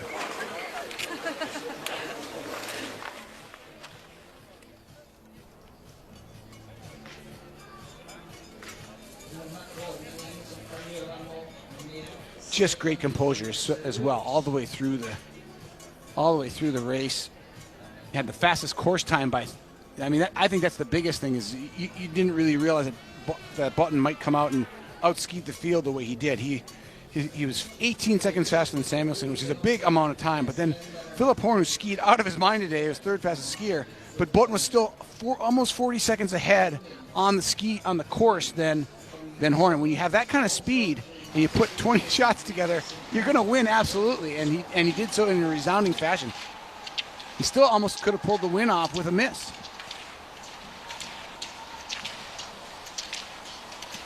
We see Sivert Gutorn-Bakken out on the course now. 79, was the real last threat to the podium spots.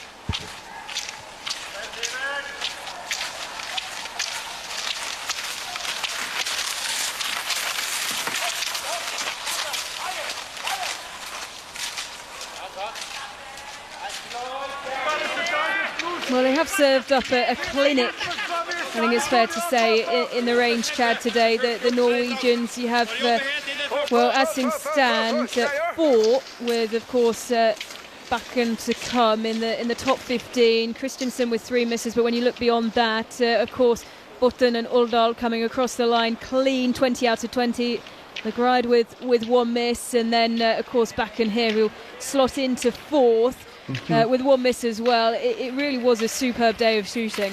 I know exactly where you're going too. I mean, you thought the Blue Brothers would end the Norwegian domination perhaps and open the door for other nations, but just like that, you lop off the head of one beast and it throws back in the form of Button and Uldal going 1-2 with Samuelson missing a shot and finishing 3rd, showing that you have to be perfect to beat the Norwegians. You have to be. There's no other way to beat them because they're going to have somebody every day who's going to step up and serve perfection.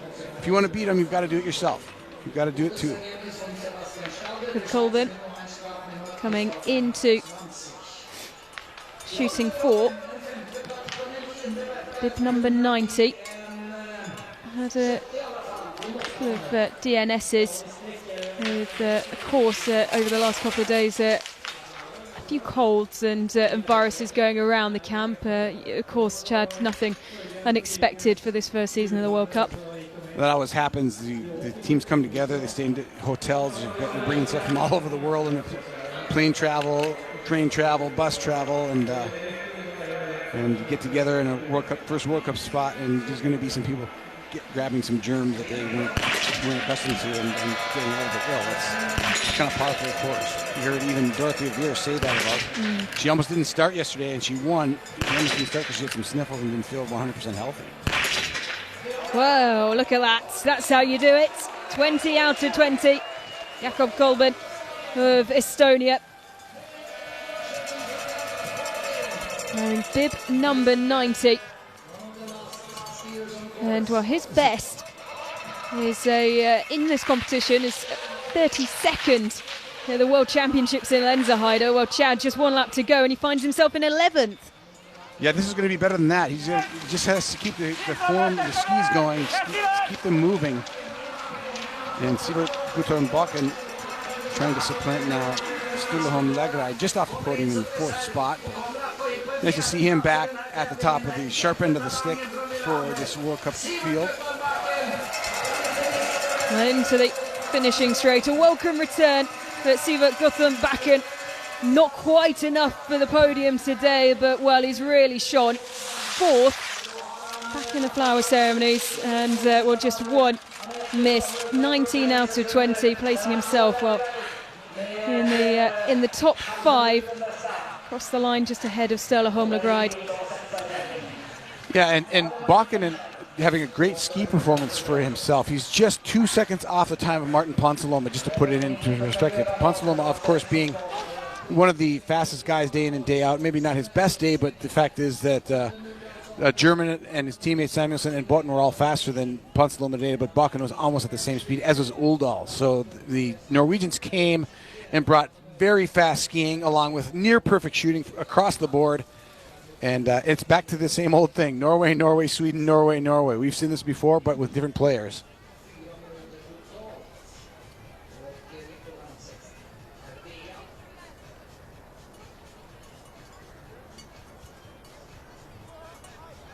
Another top 10 for Rastaguyevs, finishing just in front of Eric Perrault. 2 seconds between those two to round out the top 10, but all eyes on, well, an incredible performance from Johan Olav Botten. Norway back on top. Ziggy Mazet likes it. Well, he'll be hoping that they can keep up this form all season. Of course, Siegfried Marzet's last season as the shooting coach for Norway before he moves on to, well, pastures new.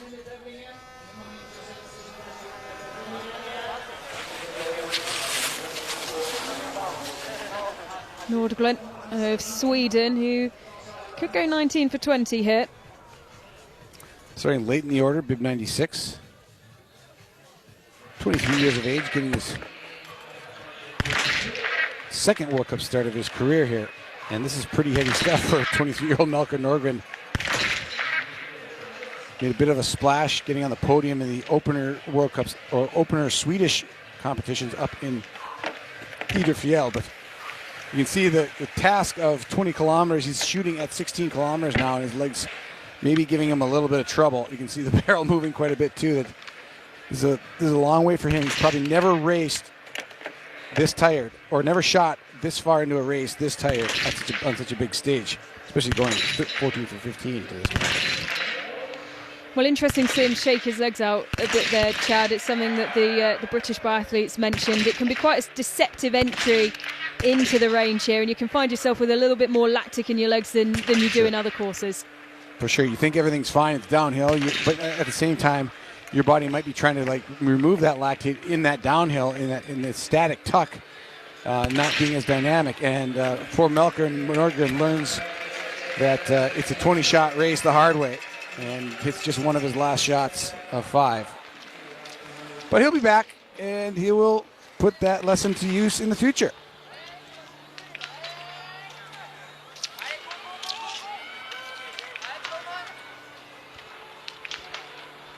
So 78 of the 103 through the finish line already. Sean Doherty, the 1 DNS in today's race. There's Fredrik Mühlbacher, 19 out of 20, good shooting day for the Austrian.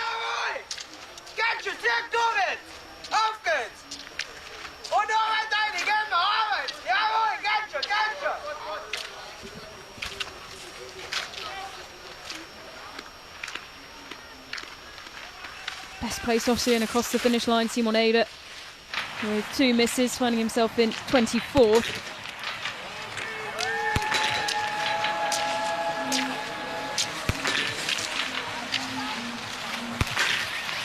Fredrik Mühlbacher, just over 5 minutes back of the leader here. Botten. Good experience for him, though, to go 19 for 20 in a World Cup competition.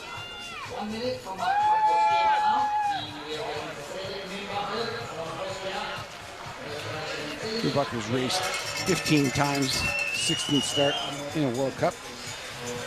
And good enough for the top 40. That'll get him a point, or get him 2 points if he stays in that position. Yep, the top 40, of course, all claiming World Cup points. And, well, we will have a new yellow bib, of course.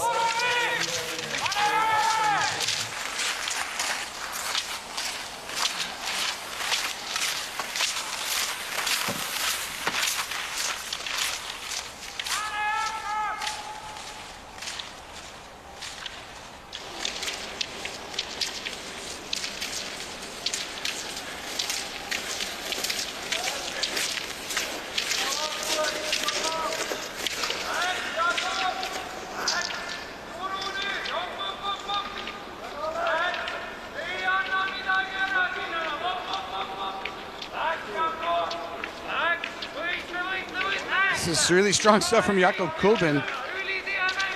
Estonia. He's really going. He's staying solidly in the top 15. He's got quite a bit of space to stay there too. Yeah, when you look at some of the names who fall just outside of the 3-minute mark behind the leader, this is quite some performance, and well, will be a huge personal best. There's no doubt about that. This really emerging as one of his favourite events to compete in.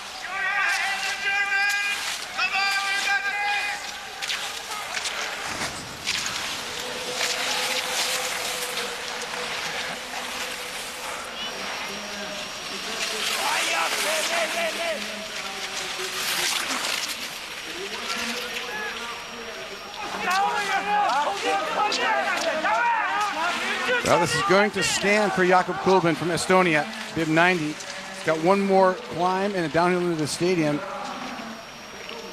And this will be his first World Cup points as well, Chad, with that 32nd finish, of course, being at the World Championships of Lenzerheide. Really impressive day for him. 20 for 20, and really not a shabby ski performance compared to his historical standards.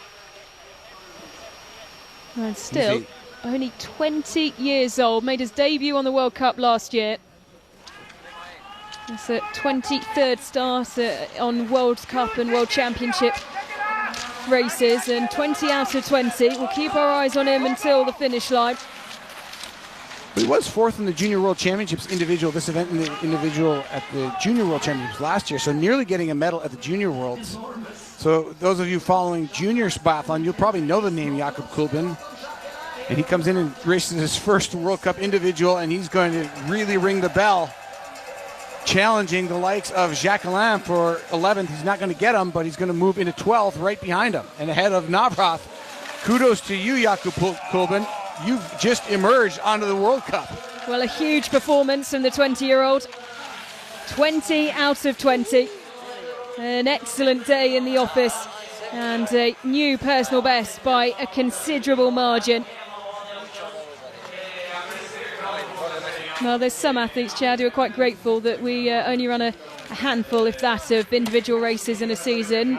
Judging by his record in these races, he'd be wanting to race the full 20 kilometres more. Oh, absolutely, but at 20 years of age, you have to. This is going to go. I'm going to file him in my memory bank pretty obviously here. Didn't really have him on our radar as a threat today, with just a lack of history in the sport. But that is a great emerging performance by him. So a maiden victory for Johan Olav Botten. Perfect on the day, and had the edge. Well, more than the edge in terms of ski speed over Martin Uldal, who is back on the podium. He takes the silver medal, with Sebastian Samuelsson having to settle for third. That one miss proving costly. Exactly a minute he finished behind the time of this man. And well, Chad, what a way to re-announce yourself. The wait has been long, but the opportunity, when given, taken with both hands by Johan Olav Botten. Absolutely. Anybody who really has their ear to the ground in biathlon at all knows that this was a possible outcome for today, but I don't think it was expected. I certainly didn't expect it. He wasn't on the top of my favorites list, but probably should have been. Shame on me. And that's the way biathlon is. It's very, very rarely does it go exactly the way you think it's going to go, and especially now in the age of we'll call it post Boo brothers, at least post Johannes Tingnesbø.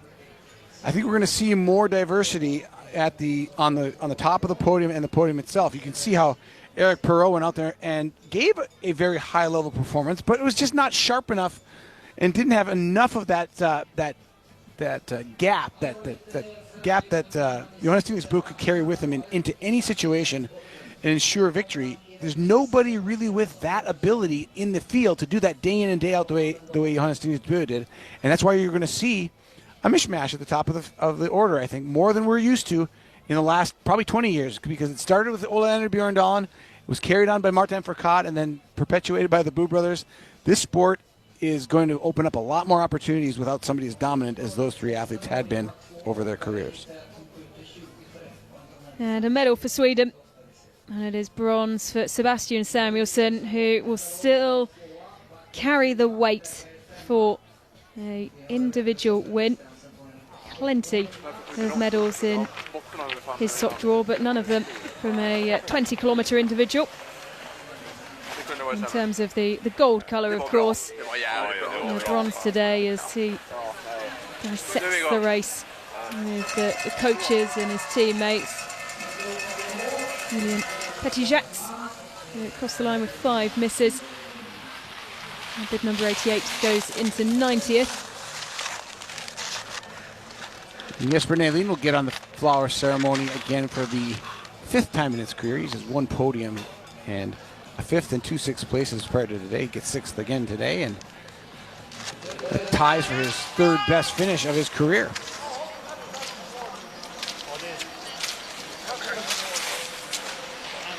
And with 18 out of 20, Markos Kiev of Estonia. And around the closing stages of this race, approaching the 19.5 kilometre mark. Estonia is having a pretty solid day here with the ski and shooting performances that we've seen from these young athletes. Kiev, just 21 years of age. I'm keeping a keen eye on where he might fall here, Chad, because his personal best as well in the short individual, 76th from Kontiolahti, started strong last season, and well, this could be, he's only got half a kilometre left to ski. He goes into 34th, so first World Cup points for Markos Kiev. Yeah, again, the Estonians must have got the skis pretty good today as well. And unlike his teammate, he was not a real contender at the Junior World Championships last year. His best finish there was 2 years ago, 2024. He was 20th in the individual at Junior World, this gentleman here, but he's going to be close to that in this World Cup field. An 11th World Cup start, and last season carrying a +8 in terms of his ski speed percentage in comparison to the average of the field. Things turning round this season and turning a corner much for the better for Markos Kiev, who continues his good shooting form from last season but smashes his personal best into 34th, 5 minutes 15 seconds behind the time of the leader and indeed winner Button. But a huge personal best, first World Cup points, and well, today seems to be the day for Estonia. Yeah, somebody get those Estonian wax ignitions and the coach, so give them some kudos. That was a good day for them. It's a good day at the office. And these small biathlon countries like this, these results are not easy to come by. They take a lot of work and a lot of tireless effort from folks who care about the sport and don't get paid a lot of money to care. So congrats to the Estonian team today. They've really rung the bell. Well, when you look at, of course, we've already mentioned the flower ceremony, and it is completely Norwegian and Swedish. When you look at that from an outside perspective, Chad, maybe particularly through some French tinted glasses, disappointment in the French camp today, to say the least. No doubt about it, and they might have struggled a little bit with the skis. A lot of times when you see a slight deviation or slight drop in ski performance, which I would say France comparatively to the Norwegians, the Swedes, and maybe even the Italians and Germans, pretty ho-hum ski results. You got Perrault hitting 18 for 20 and 10th, Jacqueline hitting 18 for 20 and 11th. Yeah, it's going to sting a little bit. The rest of their team a little further down the order as well. Claude in 26th, Fabien Claude in 26th as the 3rd Frenchman, and Emilien Claude down in 38th. Guy Gonat in 45th. It's not really what the French came here for. You got to remember, the French team was pretty dominant last year with the Bø brothers intact for Norway. Now they lose the Bø brothers, and they're playing catch up to Botten, Oldal, and Bakken today. You know, so it's definitely going to be a bit of a it reminds everybody that this is a professional sport and you have to bring it. Every aspect of it has to come together to win. But France will be back. I guarantee that. I asked this question purely from a very naive perspective as someone who has never gone through an Olympic cycle. How reflective of the performances today will they be in, and how comparative will they be to the performances that we see in February come the Olympic Games in Italy? Well, I think we're talking about margins here. These athletes are fit. They're clearly competitive. They're not really out of the competition. The margins for victory are just very, very tight. And they had one too many shots missed each, and probably just didn't quite have the actual ski speed on the skis from the technician side that put them in an advantageous situation. Those margins are the differences between winning and being just good, you know. And I think that the French today, they're good. They were good as they've always been, but they weren't great. And the Norwegians, especially Botten and Uldal, were great today. And you have to bring great if you're going to win the Olympic medals, if you're going to win the World Cup overall, if you're going to win a World Cup day. And it all changes. A long time to February. There's no reason for panic if you're a French biathlon fan. They're every bit as competitive as they've always been. It's just a slightly off day by comparison to those who took the medals. Yeah, and this is the first day in the 25-26 season that France will not finish on the podium. Perfect record so far with podium finishes, and it is indeed all Swedish and Norwegian flower ceremony. A big welcome back, Johan Olav Botten. Perfect racing, the perfect day, a 57.7 second lead over his compatriot Martin Uldal, back on the podium for the first time in an individual race, in a solo race I should say, since Annecy-le-Grand-Bonnard around this time last year. Sebastian Samuelsson still waits for his first individual victory, couldn't compete in terms of a shooting performance with the two perfect Norwegians today. He finishes exactly a minute behind the time of Botten with one miss. And well, Chad, when you look at that minute, I think when it's written out so perfectly as 60 seconds, 0.0, maybe what will be going through Sebastian Samuelsson's head with that? I don't want to say it. I don't want to say it on air, but I think I know what he'll say. I mean, I think that he's probably happy with his performance today. It's not a bad performance, but that was 1 point, that exactly to the 10th. I mean, he would have tied with Botten shooting clean today. He would have shared the win. I don't know if that's better or worse, but it's still got to sting just a little bit, having never won an individual competition. But it's a good sign for Sebastian Samuelsson. He struggled with his shooting scores last year. He said so himself that his shooting scores last season dropped. He was at he dropped his standing score was quite a bit below his prone score, and that would usually let him down in these tight situations. Today, he came into the last shooting stage. He knew he had to clean, and he cleaned. That alone is a little bit of a victory, but it still stings a little bit to lose to the Norwegian. I think it always stings if you're Sebastian Samuelsson and you're losing to a Norwegian. I think he's made that particularly evident over the course of his career. Of course, 2 more races to go for the men, and that hunger will be there roaring inside of Sebastian Samuelsson to stand back atop the top of the podium, as he did do in the single mixed relay with Ella Halvorsen, of course, in the next 2 races to come. I think the one saving grace for Sweden, you got Jesper Nedlin with a really solid performance, 19 for 20 in sixth spot. That's a feel-good day for him. These guys train and know this venue very well. The fans are here to see them do well, and to be in the flower ceremony with the 4 Norwegians. It hurts a little bit, but at least it's not in any other country. The Swedes are the next best for sure today in Ostersund. And the yellow bib for the first time on the shoulders of Johan Olav Botten. And that's the special feeling as well, Chad. Of course, taking the first victory, dominant fashion. It is the perfect day. I don't think you can put it in any other way. No, I mean, how do you top that? You ski the fastest course time out there and you shoot clean. That's going to do it for you. There's not much more you can ask of yourself than just that. I mean, you can shoot a little quicker. You can shoot a little. Those are details. But he nipped Samuelsson in the course time by 2.4 seconds. That's a little bit of a victory.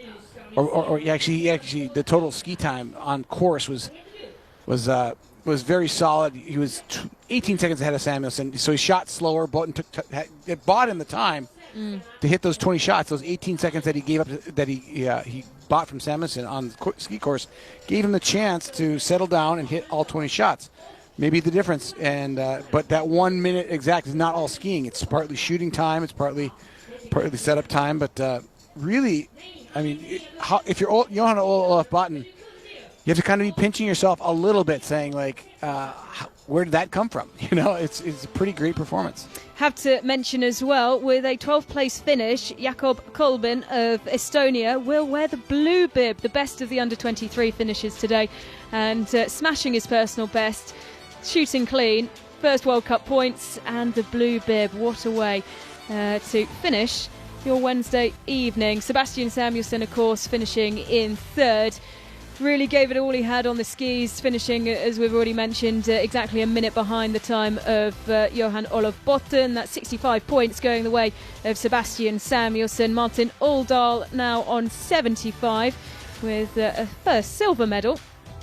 And back on the podium, the first time as a solo athlete since his win in Annecy-le-Grand-Bonnard.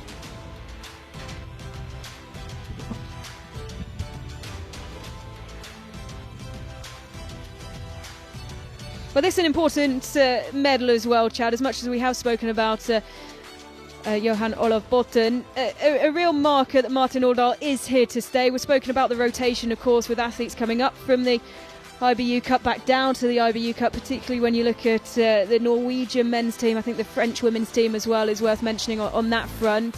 Sometimes it is hard to really secure your place, and, well, Martin Uldal certainly doing that today. Absolutely, Botten, Uldal, and even Bach in large regard. He's fourth today.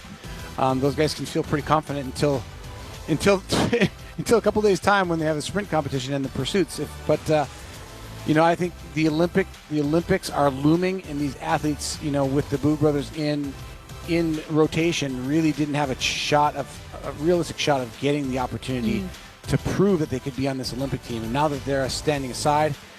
And I have to say that I have to believe that Johannes Tingesbø and Tarjei Bø are at home or wherever they are seeing these results going, you know what, that was a good move by us. This is a good move. It was time for us. We were tired of it. We were ready to move on, and we gave these hungry guys a shot.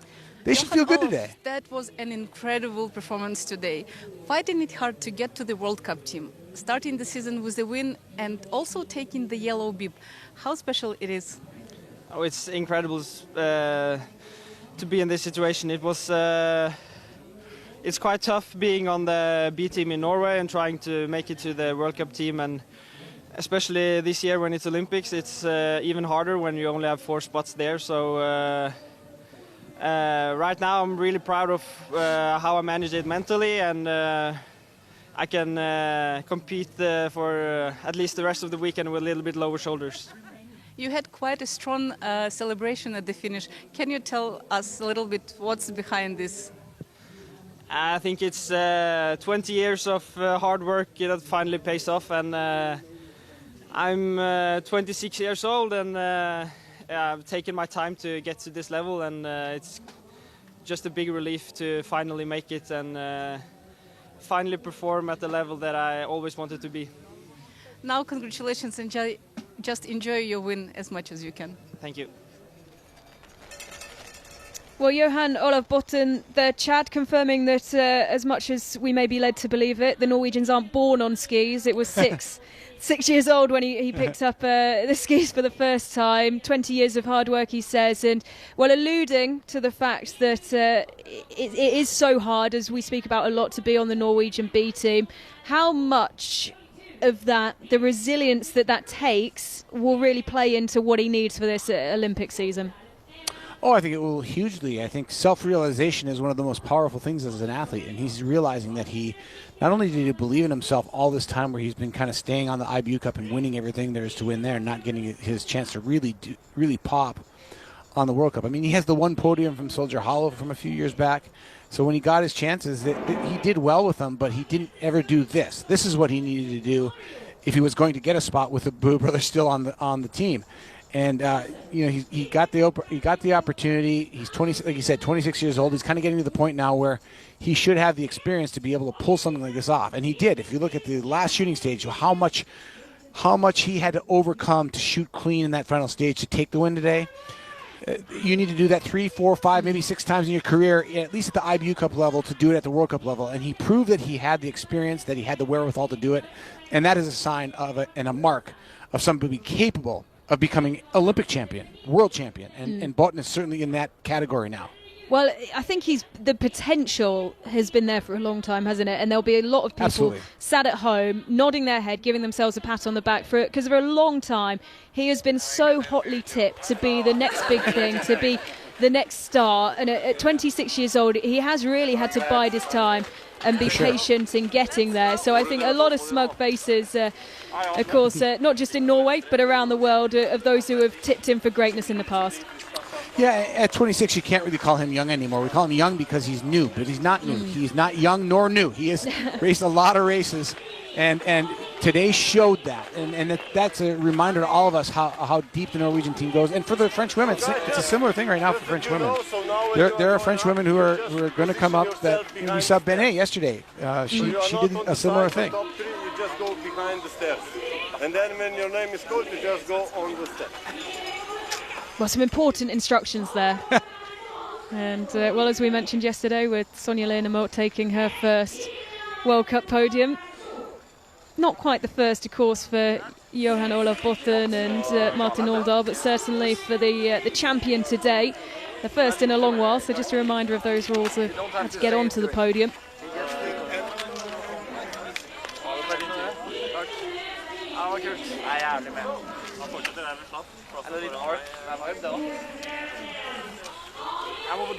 Well, he said his shoulders will drop, Chad.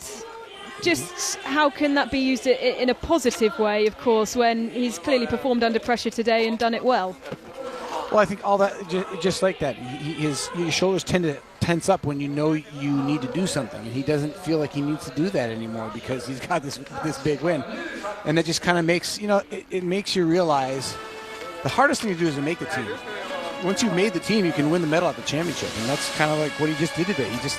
How can they not take him to the Olympics after this performance? And it's a huge thing for a Norwegian in any Nordic sport. So the first men's flower ceremony of the season, led out for the very first time by Johan Olav Botten.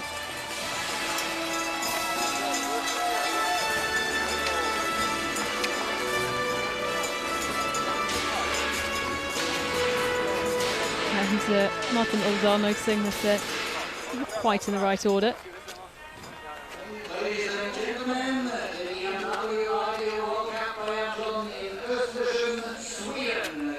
First ceremony for the men's individual 20 kilometers. The medal will be awarded by Ole Gunnar, the race director of IBU World Cup, and accompanied by Sofia Monet, president from the Swedish Biathlon Federation.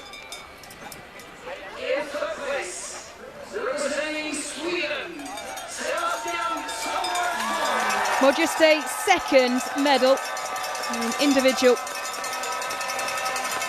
over 20k for Sebastian Samuelsson.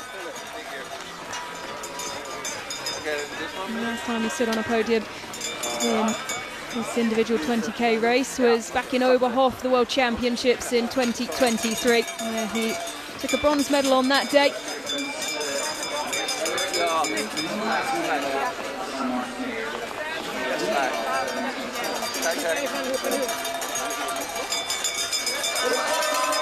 Very good early signs from Sebastian Samuelsson going into this Olympic season, where the expectation of the Swedish population is, of course, exceptionally high. And a happy return to the podium for Martin Oldal. It's his second time on a World Cup on the podium, and his first time since a sprint in Honsi last season.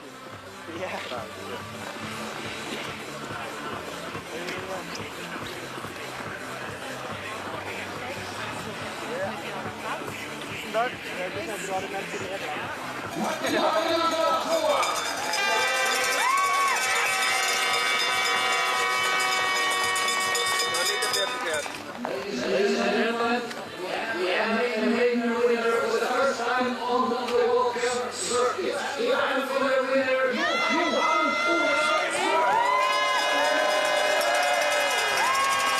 for the very first time on the World Cup, a maiden gold medal for Johan Olav Botten, returning to the podium for the first time since the World Cup trip to the other side of the globe and Soldier Hollow in 2024. He's had to wait, he's had to bide his time on the B team. And he will wear the yellow bib going into the sprint competition as the weekend approaches. A very happy return, a perfect day for Johan Olav Botten. The 26-year-old takes his first victory here in Ostersund.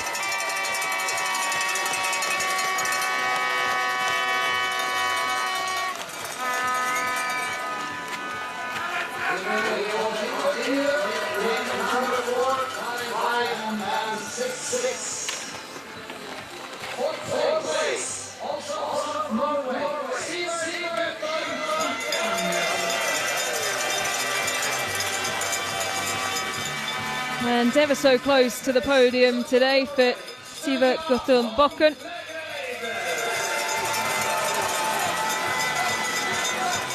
Settles for a second fourth place finish of his career. The yellow bib will be taken from the shoulders of Sturla Holmberg as Jesper Nalin back in a flower ceremony and a third, sixth place finish. His sixth flower ceremony since the 22-23 season.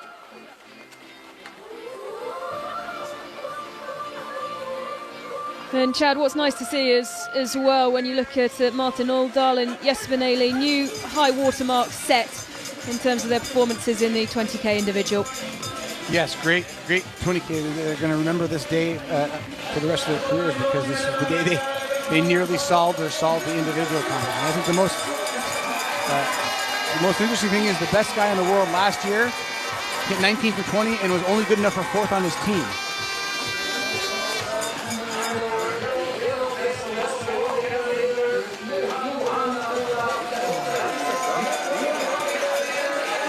So the yellow bib, not quite yet on the shoulders of Johan Olav Botten, but a new total score leader. A first time in yellow, 90 points in the bank. What a way to start the season. Yeah, spectacular. Setting the bar really high for everybody.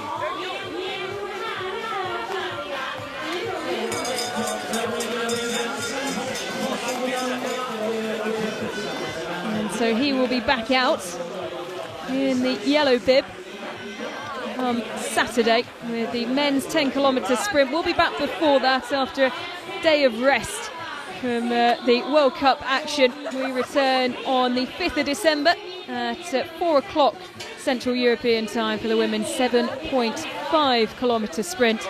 And after the drama continues here on the BMW IBU World Cup, we hope you can join us on Friday, 5th of December, 4 o'clock Central European time for the women's 7.5-kilometre sprint here on Eurovision Sport.